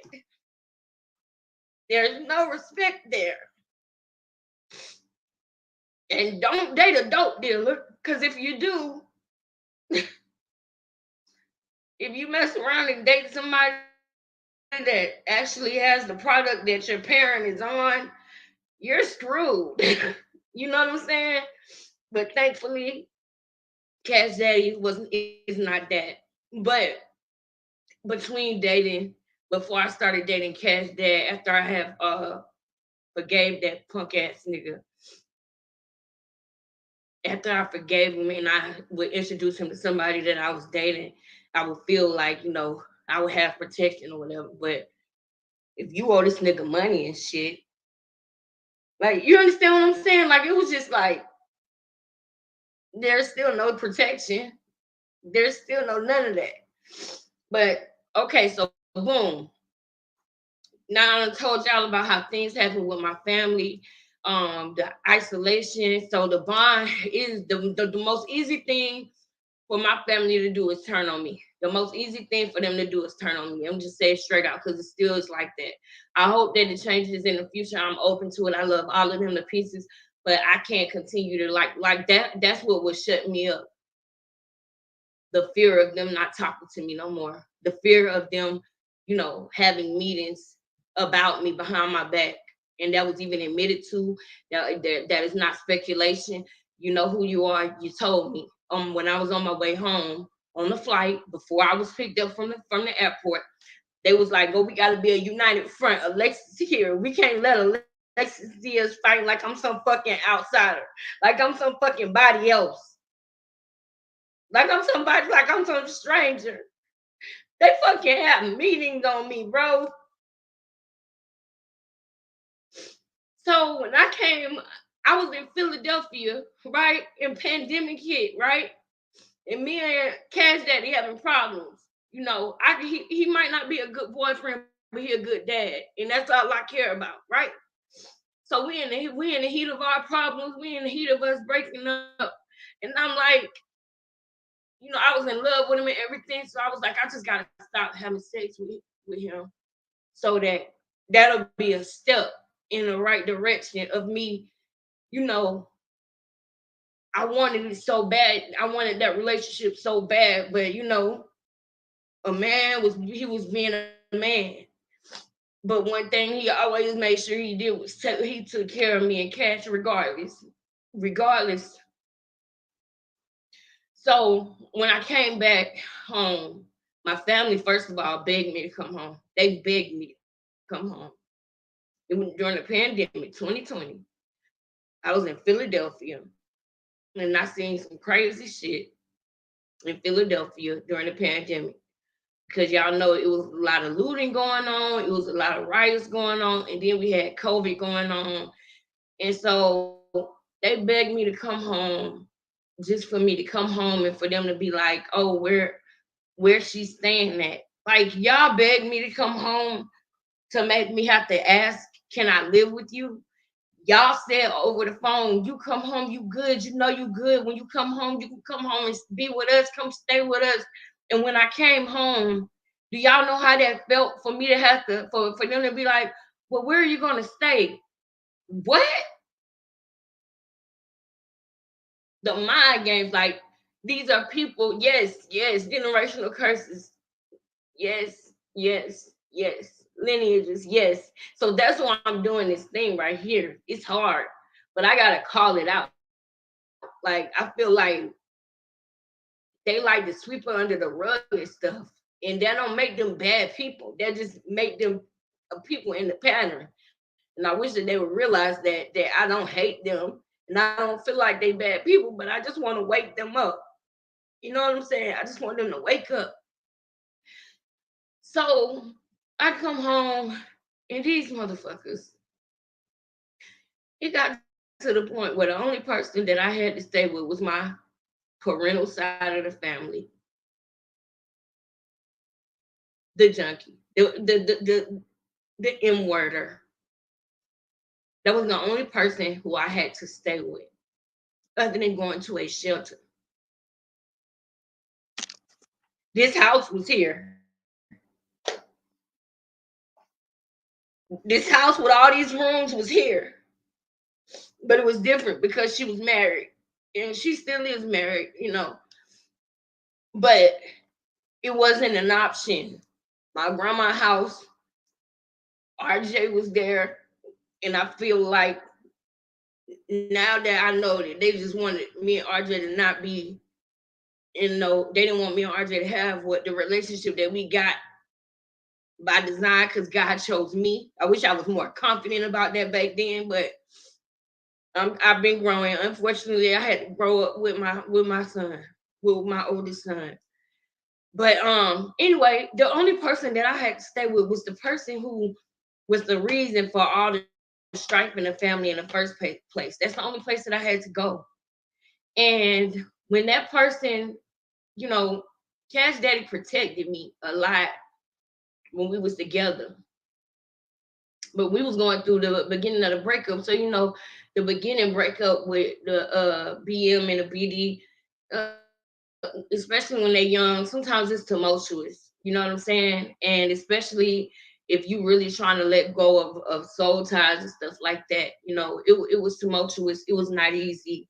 Um, and when I feel like when that predator saw that, I feel like that's when he started feeling like, oh, she need me. You know, she ain't got nowhere else to go. They don't care about her. They don't like her. They don't. He used to tell me that, like when I would sit there and tell him about stuff that they did, to me when he wasn't there. He used to literally tell me like, "I'm sorry that your sisters don't love you. I'm sorry that your mama hates you. Why she treats you like that, man?" That's how this nigga used to talk to me, and that's what made me so mad and so enraged because I told him it so much, and I really felt like he meant his apology, like he meant it. And I had told him so much, you know, and he would sit there and be like, "Why they treat you like this, man? Why your family treat you like this, man? They hate you." And it's like, that's the stuff that I'm saying, y'all. That's the nature boy type of saying. When we was watching Nature, I had started watching Nature Boy when I was staying there, and I remember one time he was like, "Do you feel like that's me?" He was high at the time. He was high at the time, and it was the big thing about Nature Boy and his daughter when he was dancing with his daughter, and he got erection when he was dancing with his daughter, and I was watching Sweet Mom. His Sweet Mom had did a video about him and was talking about it. If you don't know who Nature Boy is, go to Sweet Mom channel, type in Nature Boy Sweet Mom, and you'll see the video that I'm talking about. And it was the video about I think World News was Sweet Mom had put him in a little thing and was showing about Nature Boy how he had a erection with his daughter when she was like 2.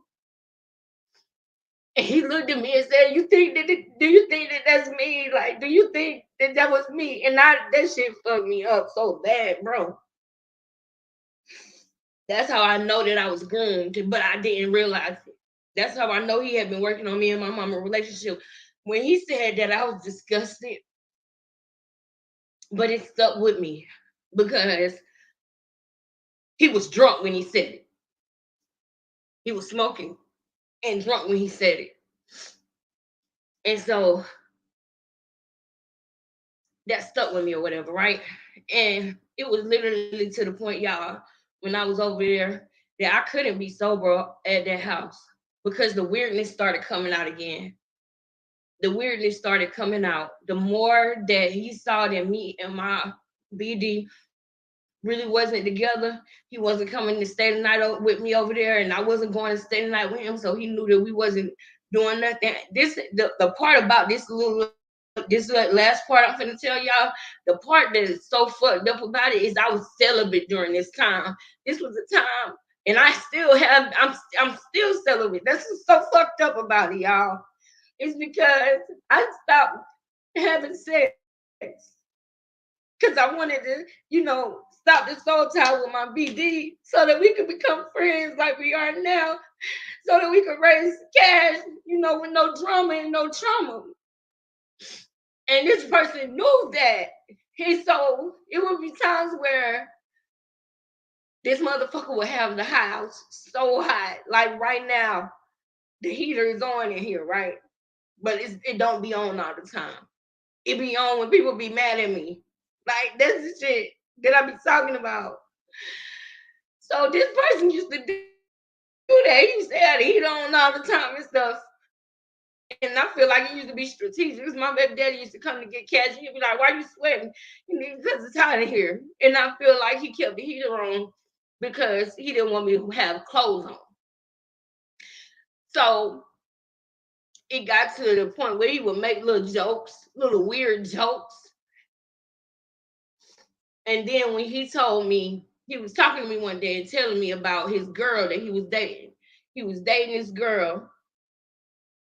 And when him and the girl broke up, he said she got mad at me when she found out I started sleeping with her daughter. And my little sister know this story and she can attest to it because she ain't scared of nothing or nobody. She can attest to that.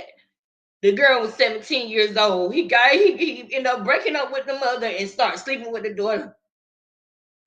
And I'm living here with my son with nowhere else to go because my family ain't fucking with me. I ain't got nowhere else to go. I'm here with this motherfucker. And I finally realized that this nigga is really sick for real. I finally realized it in that moment that this nigga was with another woman and her daughter was over there, 17 years old. That I'm like, are you kidding me? And my little sister, we was just talking about this the other day. I wasn't the only one.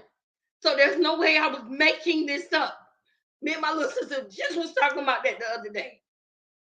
That's when I realized that's when all of my dreams were shattered. Because I realized that there was a pattern.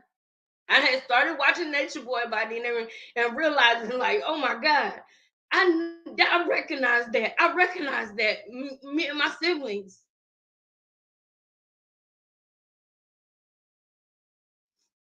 Then I'm like, Lord, I just want to get a job and get out of this situation. I just want to get a job and get out of this situation.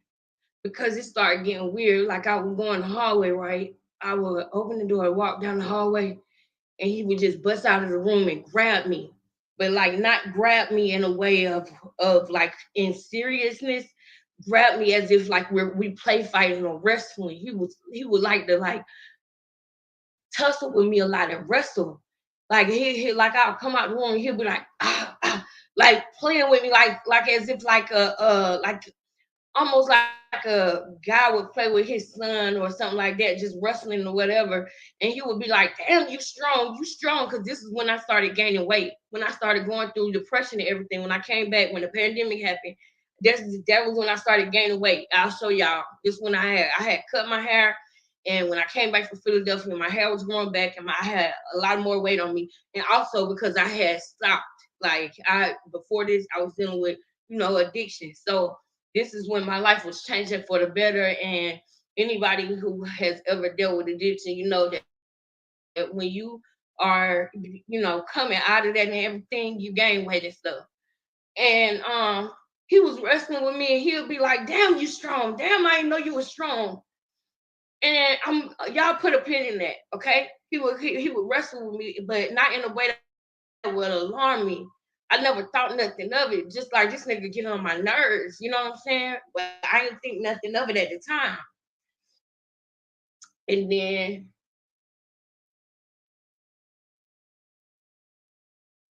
then it was this time where my baby daddy came to get cash, and my daddy had gave me a beer.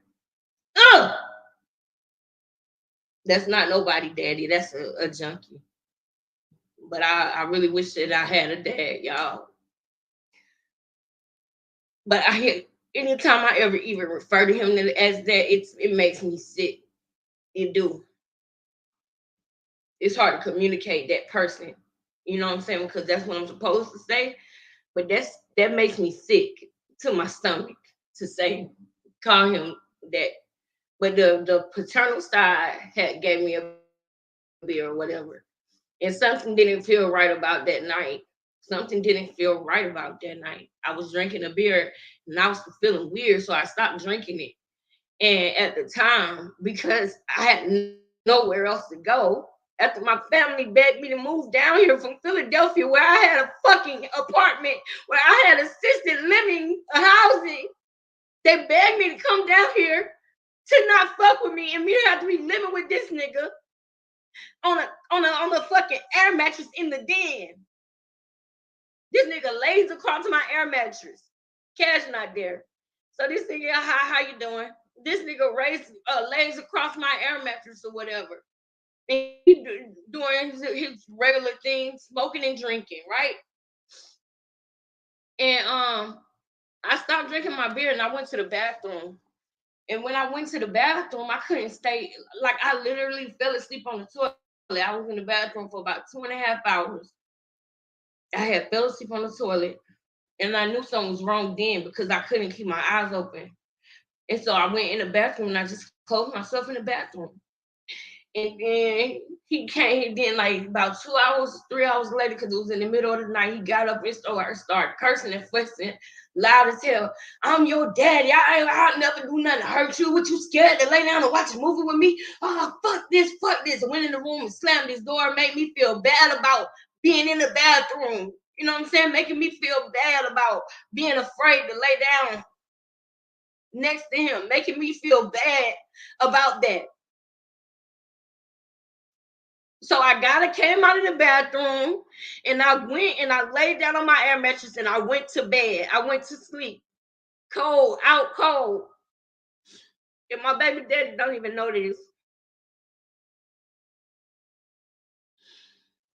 Him and Cash was knocking on the door. And it woke me up. And when I woke up, I'm gonna say this part real fast. My underwear was one leg in and one leg out, and everything was fucked up. Everything was wet. And I'm like, my son is at the door, bro. What the fuck just happened to me? What happened? What the fuck happened? Because the last thing was me getting cussed out for being in the bathroom. You just cursed me out and said you was my dad and that you would never do nothing to me. And then I get up to go answer the door for my son. And my underwear is one leg in and one leg out, and everything's fucking wet. And I gotta answer the door for my kid like nothing happened. That's the hardest part, y'all. That's the hardest part. That was the hardest part. Just hell, y'all. I ain't gonna lie. I blame myself for that. I did. I blame myself for it. Because I was like, I'm so stupid. I'm so stupid. I'm so stupid. I'm so stupid. How am I supposed to even tell anybody about this? That's the guilt and the shame, right? Because I felt guilty for even being around the nigga again in the first place. And I knew that people wasn't going to understand that I just really wanted a positive. I really wanted to believe that that person would not do that to me. I wanted to believe that. I did. The grooming and stuff, I'm just now unpacking that within these last 2 or 3 years. And the worst part about it is my baby daddy asked me what was wrong with me, and I was like, nothing. So he leaves, right? And the minute he leaves out the door, I get a phone call. I don't even call him. He called me. Don't get upset. I'm sorry. Don't be mad. I didn't put my P in you. I just AYP. That's all I can say. This mother staying up. This staying up. This staying up, homeboy. This staying up. This staying up. And I'm going to tell y'all why I say that in a minute. So I'm going to say it again so that y'all will get it. After he leaves, I get a phone call on the phone. I don't even say nothing. This person says, don't get mad at me. I didn't put my P in you. I just AYP.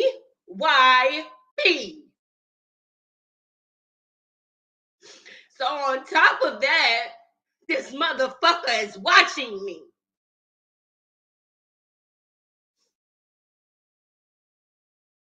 This motherfucker is watching me. On top of that.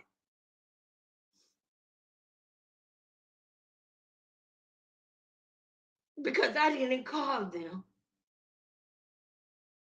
They waited until my baby daddy left to call me. And that happened a lot. They was watching me. They was watching me. And I realized I needed a fucking plan. I realized I needed a plan. Because I said, oh my God. I went and I took a shower and I went to my auntie house. My auntie that passed away, my auntie Emily. Hey, auntie. Hey, auntie.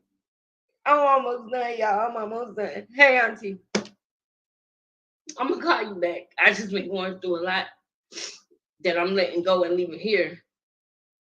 But that's my auntie Emily. That's who I went. I went to her house, right?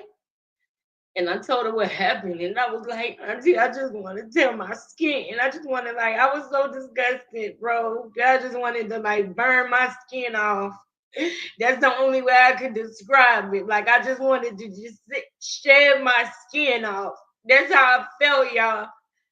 That's how I felt, y'all.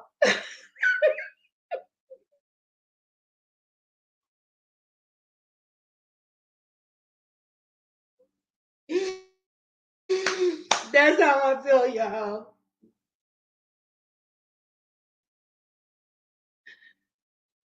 And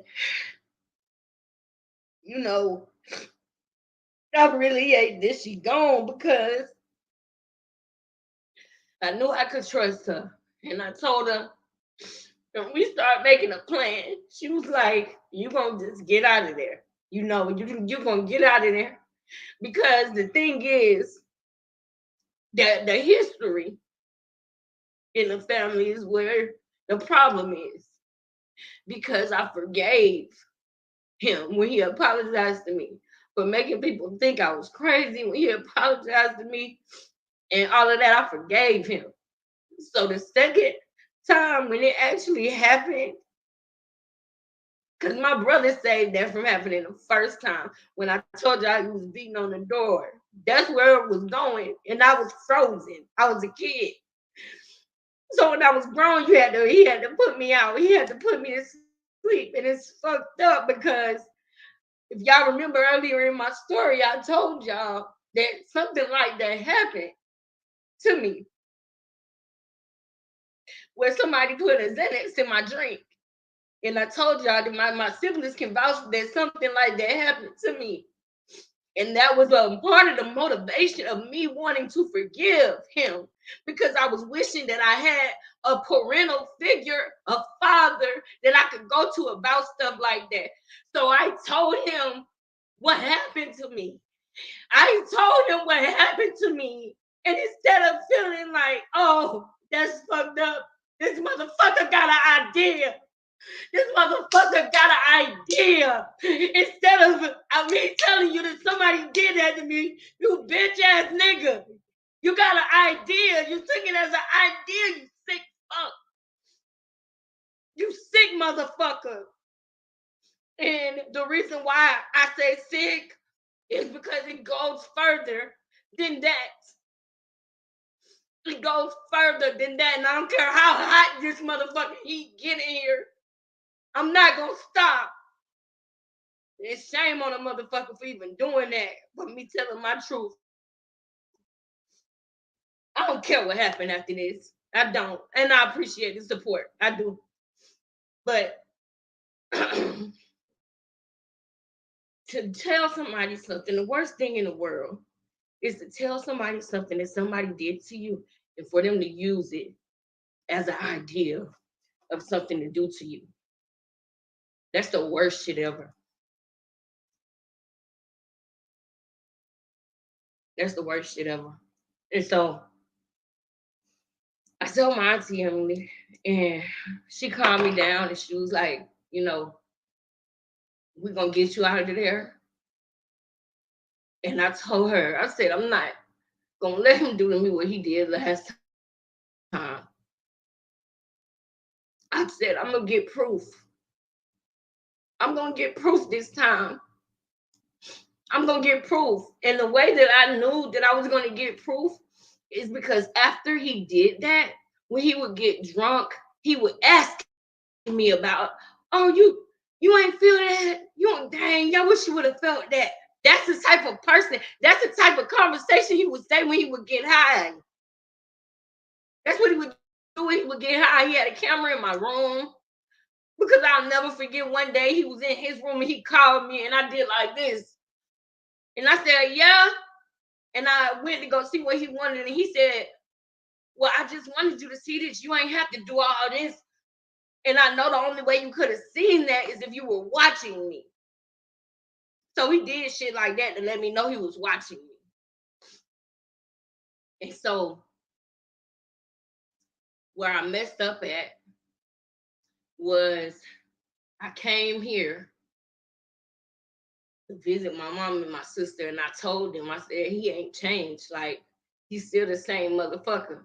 And I told my sister gave me a phone so that I could record, so that I would have proof. Because I said, this bitch ain't gonna have me going through this again a second time. I'm grown now. I'm going to record this motherfucker the way that he talked. I told y'all he dead ass looked at me when I was watching this shit about Nature Boy and his daughter. He dead ass looked at me and said, do you think that reminds you of what happened with you and me? That's what you did when I was 2? Was you doing that when I was 2? Is that why my first memory was in a dark room with you? Is that why? So, I'm sorry, y'all. I gotta take my robe off because the heater is blowing. The heater is blowing heavy. But thank you, Auntie. But so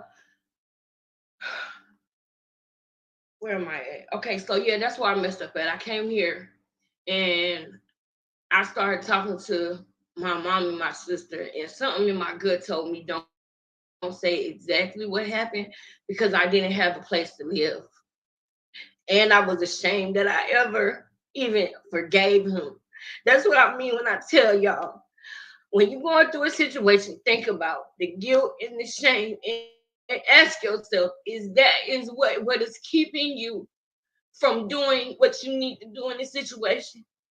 Are you ashamed to tell people that you're being abused, or that you're in an abusive relationship, or that you got R-worded, or that you got N-worded? Are you ashamed of that? Do you feel guilty for letting it happen? Because if you do,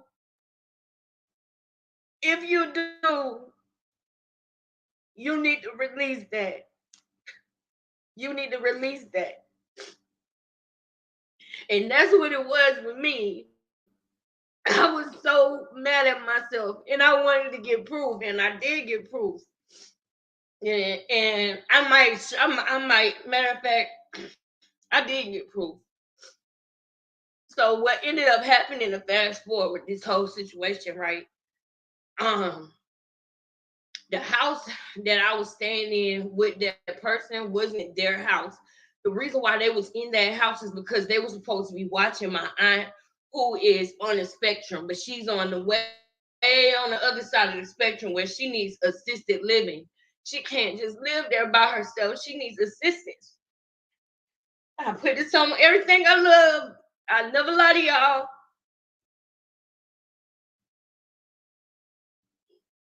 That was my aunt. And what this person don't know is, I'm gonna tell y'all how I made my getaway, how I got out of it. Because he started fucking up my car and everything. I bought a car for my auntie, and he started fucking up my car because I said to him, which I wish I wouldn't have said this, but I was so angry because he kept bringing up what he did. I said, if you don't stop, I'm going to say something to somebody. I'm going to talk to somebody about this. If you don't stop harassing me like this in front of my son.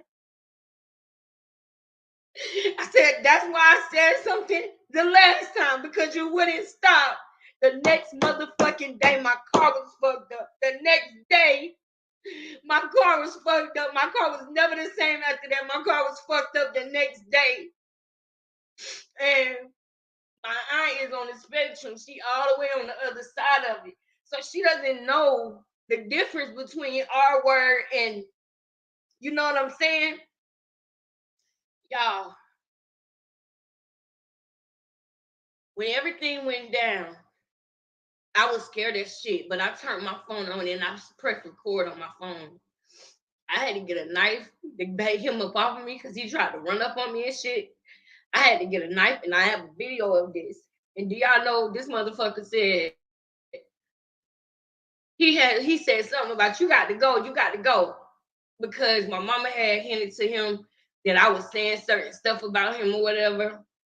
And then I had already said that I was gonna say something because I had got mad and I lost my cool. My auntie wanted me to play it cool and just get out so that I could get out smooth. But my emotions got in the way. Like I remember one time things was going crazy and I had to remember what my auntie said, and she was just like, be cool, because he the type of person, when you're dealing with a narc, you can't tell them what you're thinking. You can't let them know what you're thinking. You can't tell them what you're thinking because they look at it like a game. Like, these niggas in this world, bro, they really sick, bro. Yes, they are really sick. And so look, this time I said, this time this bitch is going to jail this time. Because when we had got into the argument, when I said, I know why you doing this. My tires started getting flattened on my car. Everything was fucking up on my car, right? And the battery started fucking up on my car. Now, this is how I knew that he switched the battery. Because, for one, when I asked for a jump, he wouldn't give me a jump. But he didn't think that the person next door was going to help me. When my tire went flat, one thing, and y'all need to hold on to this real quick. He used to tap on my window in the morning because he would leave for work. He worked close, and he would leave at 5 o'clock in the morning, right? And he used to tap on my window every morning and say, your tire pressure low. Your tire pressure low. And I was like, all right. And I just let it go because my baby daddy, even though we weren't together, he did stuff like that for me. If I had a tire problem, he was gonna have somebody come fix it. That's just how he is. That's just how he is, even though we wasn't even together. So I wasn't tripping about no fucking tire, right? And I'll never forget when shit started getting serious and I started being like, bro, don't touch me. Like, back up, bro. Like, stop. After he had did what he did, I still had to stay there. So I felt like this, like I was gagged and tied up, even though I was not. And then I'm with my baby with this shit. And then I know I can't go to my family. I know I can't talk to them. I know I can't tell them. I know I can't do that. But look what happened last time. I can't say nothing. I got to have proof this time. If nothing else, I'm going to record this nigga with this sick ass shit. Mind you, I'm realizing that he was recording me because I told y'all he would want me to know. And that was another thing that I saw when Sweet Mom was like, narcissists, they don't, and this is a fact, they don't like doing stuff without you knowing. Just like serial killers, sometimes they want to get caught. And sometimes narcs want you to know that they're recording you, or they want you to know that they got this over you. That's how they are, bro. So when I said that I was gonna say something, shit started happening to my car. One thing that the motherfucker didn't realize is that my auntie, before she sold me that car, she told me she had bought that car up. She had got a brand new battery for that car. And the year that I bought that car was 2020. So that was the thing that was on my battery. The bitch ass nigga that took the battery was 2018. And he had started talking about his battery not working, right? His battery and his what's the thing that powers the battery? The battery and the it start with a R, I think. What's the thing that powers the battery? I don't remember. Whatever it is, the battery and the alternator. It start with an A. Alternator. The battery and the alternator or whatever. So when he switched it, he wouldn't give me a jump. So that was weird. And one day he finally did, and I saw it. I saw my battery, and I realized this nigga is fucking with the car too now. So now shit getting hot. Shit getting hot. Shit getting hot. And by then, my auntie had told me that they had been doing that. So the person who is over my auntie's check is the person who owns that house. That's the person who is over my aunt. Is the person who owns that house. And they had no idea that none of that was happening. And when everything happened, when the altercation happened where I had to get a knife and I recorded, I called her and told her and let her know, y'all. And she went and picked up. No, she already was with my aunt, and we met at like a little sandwich shop for lunch or whatever. And my aunt told her everything. She told her the truth. She told her that they did do that. And she was scared to say it because she thought she was gonna get in trouble. But she told me that she told her she did that. And I'm telling y'all, he did that because that's sick. For you to do that to somebody that can't even literally live on their own. That's how sick this person is. And people still take up for this person. People still hate me for saying what I'm saying right now. This is a fucking monster. You fucking crazy. They ain't gonna do nothing but keep doing it to other people. How could you do that? How could you hate me for something that I did not do to myself? Why? And it's like it's abusive because I keep doing stuff to try to get love from people that I'll never get because they hate me because I fucked up that picture perfect thing that wasn't picture perfect. It's not fair. But I still got that recording, and I'm gonna delete it before the end of this year. I might play it for y'all. I might play it and then I'm gonna delete it. Because I'm done with this shit after this year. I'm crying right now. But you bet your ass in 10 days, it's gonna be all released. That's why I'm not holding nothing back. Because when you dealing with stuff and you are going through pain and stuff, and it's just like it spews out little by little, but it never all really comes out, and you just really got it all in you, and you scared to say it. And in the arguments, it's an unsaid thing in the arguments all the time. Like things been heavy on me this week with why can't you just let stuff go? And it's like, bro, you don't even know what happened, you know? And so auntie, like when you call me, I didn't want to answer the phone for you at that moment because I was in a place where I couldn't even, like, you know. And I feel like I'm so stupid. I'm just a sucker for. I'm just a sucker for, wanting love from my family. I'm a sucker for that. And then, like I told y'all, the whole thing with my grandma. I felt like I owed her a lot. So a lot of things that happened with my son that I should have held on to. A lot of things that happened with my son that I should have put my foot down on, I didn't, because all I wanted as a kid was for my mama to just let my grandma help her with us. We used to, when my grandma would buy us shoes, We used to take them out the box and walk around in them for a little bit before we went home because this nigga was selling our shoes. And those are the things that she did know. She might not have knew about, a lot of stuff, but it's some stuff that she did know. And I understand that, you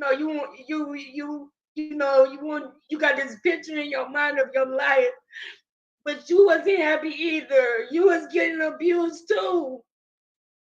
Because y'all, I'll keep you out here all day if I go through every little thing.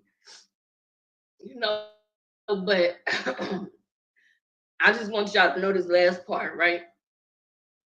So after everything blew up, I couldn't take it no more. I fucked around and said that I was going to end up saying something to somebody. My car started going downhill, right?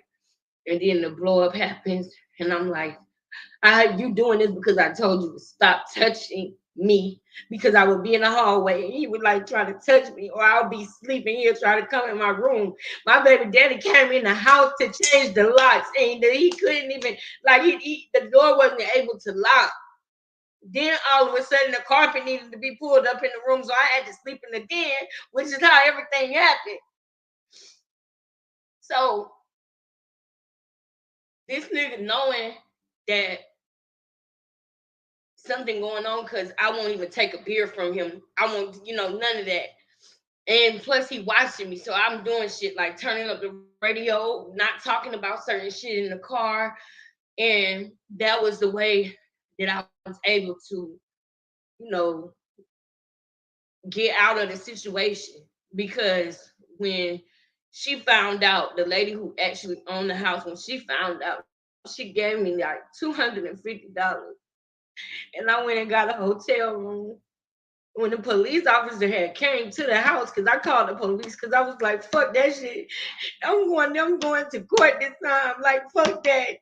Because I forgot to tell y'all, in the argument, he said, I bet you I won't go to jail or something like that. Something about him not going to jail or some shit.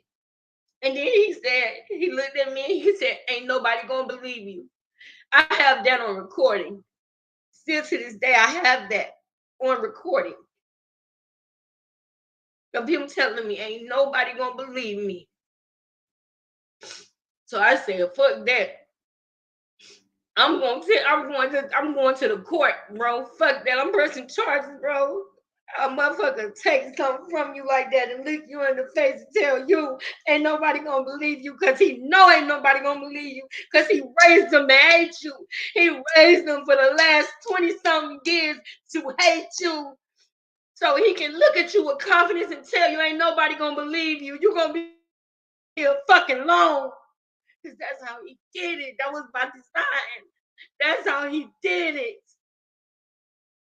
From a baby. From a baby. He did that to where I would have nobody. And he knew that, because he would tell me, oh, I'm sorry, your family don't love you. After he had apologized and all of that, and I told him what I went through, he was like, I'm sorry that you had to go through that. I'm sorry for making you look crazy. That wasn't nothing but some bullshit. That was some bullshit, bro. If I could tell you, it's some things, y'all, that this motherfucker said, bro. Fuck it. Fuck it. Fuck it. I'ma tell it. I'ma tell it. I'ma tell it.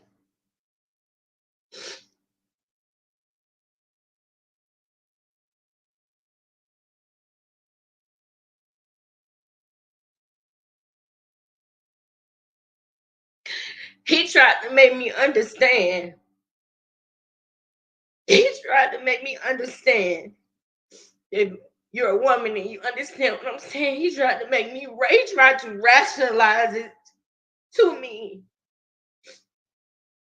with the confidence of knowing that if I went to my mama or anybody, that I would be ousted. Do you know the video that I do have, that I told y'all that I got, of him saying that ain't nobody gonna believe you? The only person in my family who would listen to that video is my little sister. That's the only person who ever listened to the video. I would say I got no video. I don't want to hear the video. The only person who heard that video was my sister. And I love you, girl. I love you, girl. I'll do anything for you. I will breathe for you if I got to. You with me? I love you. Because that's the only person who would listen. My auntie, she already knew she listened, but I'm talking about out of those six, it was a family of 6 people. One person was the cult leader, the predator, the sick crackhead motherfucker. There was 4 children, and there was a mother. And out of all those people, my baby sister was the only one who would listen to the video of that person saying that, right? And so the lady who owned the house or whatever, she gave me like $250, and I got a hotel room. And after that hotel room money ran out, I had got like 2 calls from the detective, right? Because like I keep skipping over this part.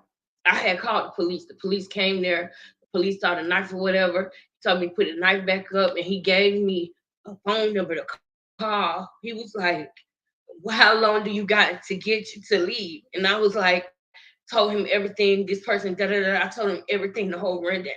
He was like, get all of your stuff. You might have to leave some stuff behind, but leave. And he told me, I told him, I said, I ain't got nowhere to go though. Like, I don't know what to do. And he gave me this phone number for this place, for this shelter. And so he looked up in the system. I said, if you look up in the system, you'll see my name in this situation happened like when I was 12. And the officer came back and told me, he was like, you wasn't 12, you was 13. It was in 2000 and such and such, I think 5 or 7 or something like that. And so he told me what to do. I told the girl, she met up with me somewhere, and she gave me like $250. But I couldn't get around really because every time I would drive, my car would start smoking. Like the it was so much shit going wrong with my car. I was so upset about it, but I couldn't do nothing about it. I literally was going to the plasma center, y'all, because I couldn't go to nobody, y'all. That's fucked up, bro. Now that I'm even thinking about it. Y'all, let me tell y'all how God works. Let me tell y'all how God works. Because you, before you go into a domestic violence shelter, you need like an advocate or a police officer. You got to have the actual police report. So before I go to the police department, because I'm not knowing what to do, to be honest with you. This how so many people get off with doing that to people. This how so many people get off with doing it because it gets to a point where you just want to let it, you just want it to be over. And so you just let it go. And that's how it always happens. People say, oh, R worders and M worders, they get off because it gets so stressful trying to convince your own people or you just want them to be over with. That you just be like, fuck it. So I was going to the plasma center to try to have like get money or whatever for a room. And I'll never forget I was at the plasma center um and this girl, she saw me sitting in the parking lot and I couldn't donate that day because my iron was too low because I'm anemic. So I got my iron levels below and shit. And so she was like, hold on. And she made a phone call and she called her people or whatever. And they came and they put gas in the car and they put me at an extended stay hotel. And that was just enough time that I needed for the paperwork to be done for me to get into the domestic violence shelter. At first, people didn't understand because most people, when you think of domestic violence, you think of a man and a woman that's together. But when you have a physical fight with any family member, when you are harassed or anything like that, or being abused by any family member, that is domestic violence. So literally, God got me through that. He did. And that was one of the times where I realized not to put not to put too much trust or dependence in people. I realized that then because I didn't know where I was gonna go. I didn't know what I was gonna do. I was literally just praying. A bitch sent me in the parking lot and she called her parents and shit. And these people got me a fucking extended stay hotel, and that shit lasted me until a day before the hotel thing was up. A day before it was up, I was in the shelter people, the crisis people had called me, and they had told me how to get there because it said it was a secret location and stuff like that.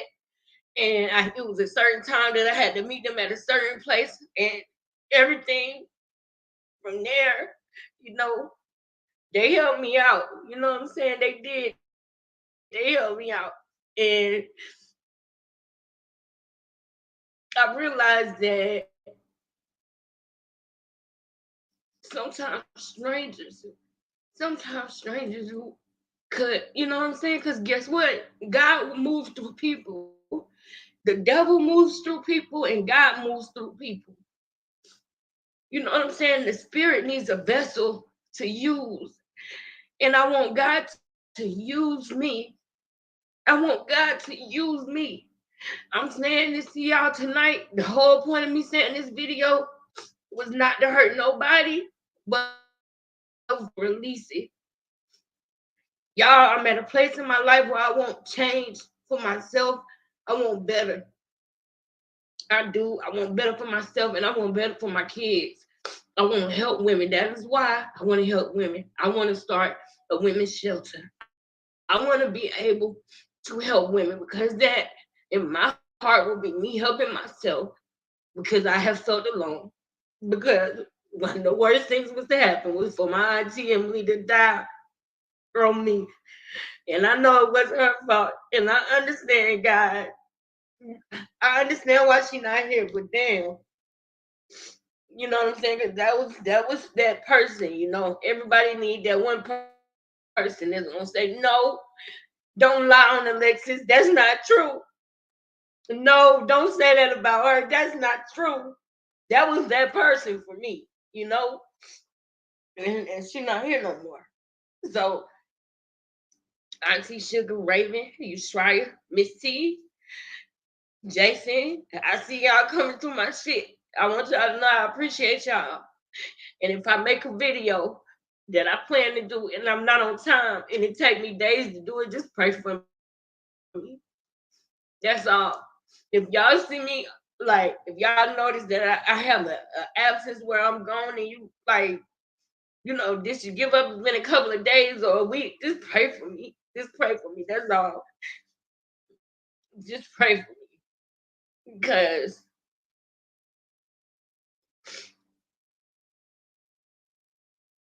I was always afraid to tell my story publicly because, you know, I love my mama so much. I adore her. She's like a precious flower to me, you know. But somebody planted a seed in my mama about me from when I was a baby. And sometimes I see it manifest, like I see it come out and I understand it. So I still love her through it. You know, if she, I still love her through it because I understand what's really going on. I understand the bigger thing of it, and I understand the role that I gotta play in it, and I understand that God put me in a certain position to do a certain thing, and I understand that I'm gonna be and feel alone sometimes when I'm doing it. But I'd rather be doing what God want me to do than being afraid and not doing it because regardless, I'm gonna feel alone. Regardless. So I might as well live in my truth. because I got a chance to see that on no matter what side, you're still not gonna like me. You still gonna hate me. And I'm still gonna love you. You feel me? I know I'm not alone. Jason, I see you, Jason. I see you. Today was a purge video, but I appreciate everybody being here. Um, Thank y'all. I appreciate all of y'all. Miss T, I know that you probably understand a lot more now. And I'm just so happy that, I never would have thought. And then one day we might talk about that one day, but you know what I'm saying? I know you understand now that first conversation that I ever had with you. I know you get it now. But I'm working on me and I appreciate y'all for standing by me because no matter what happened, I know I got support from y'all. And I'm letting this go. It's time for me to get that hold up off of me. So I'm coming back. I'm not even gonna say when I'm coming back because the enemy trying to block me. So just know that I'm coming back. I love y'all. I thank y'all. Auntie Sugar, I'm gonna call you. I promise you I am when I can. And I thank you for supporting me, all of y'all.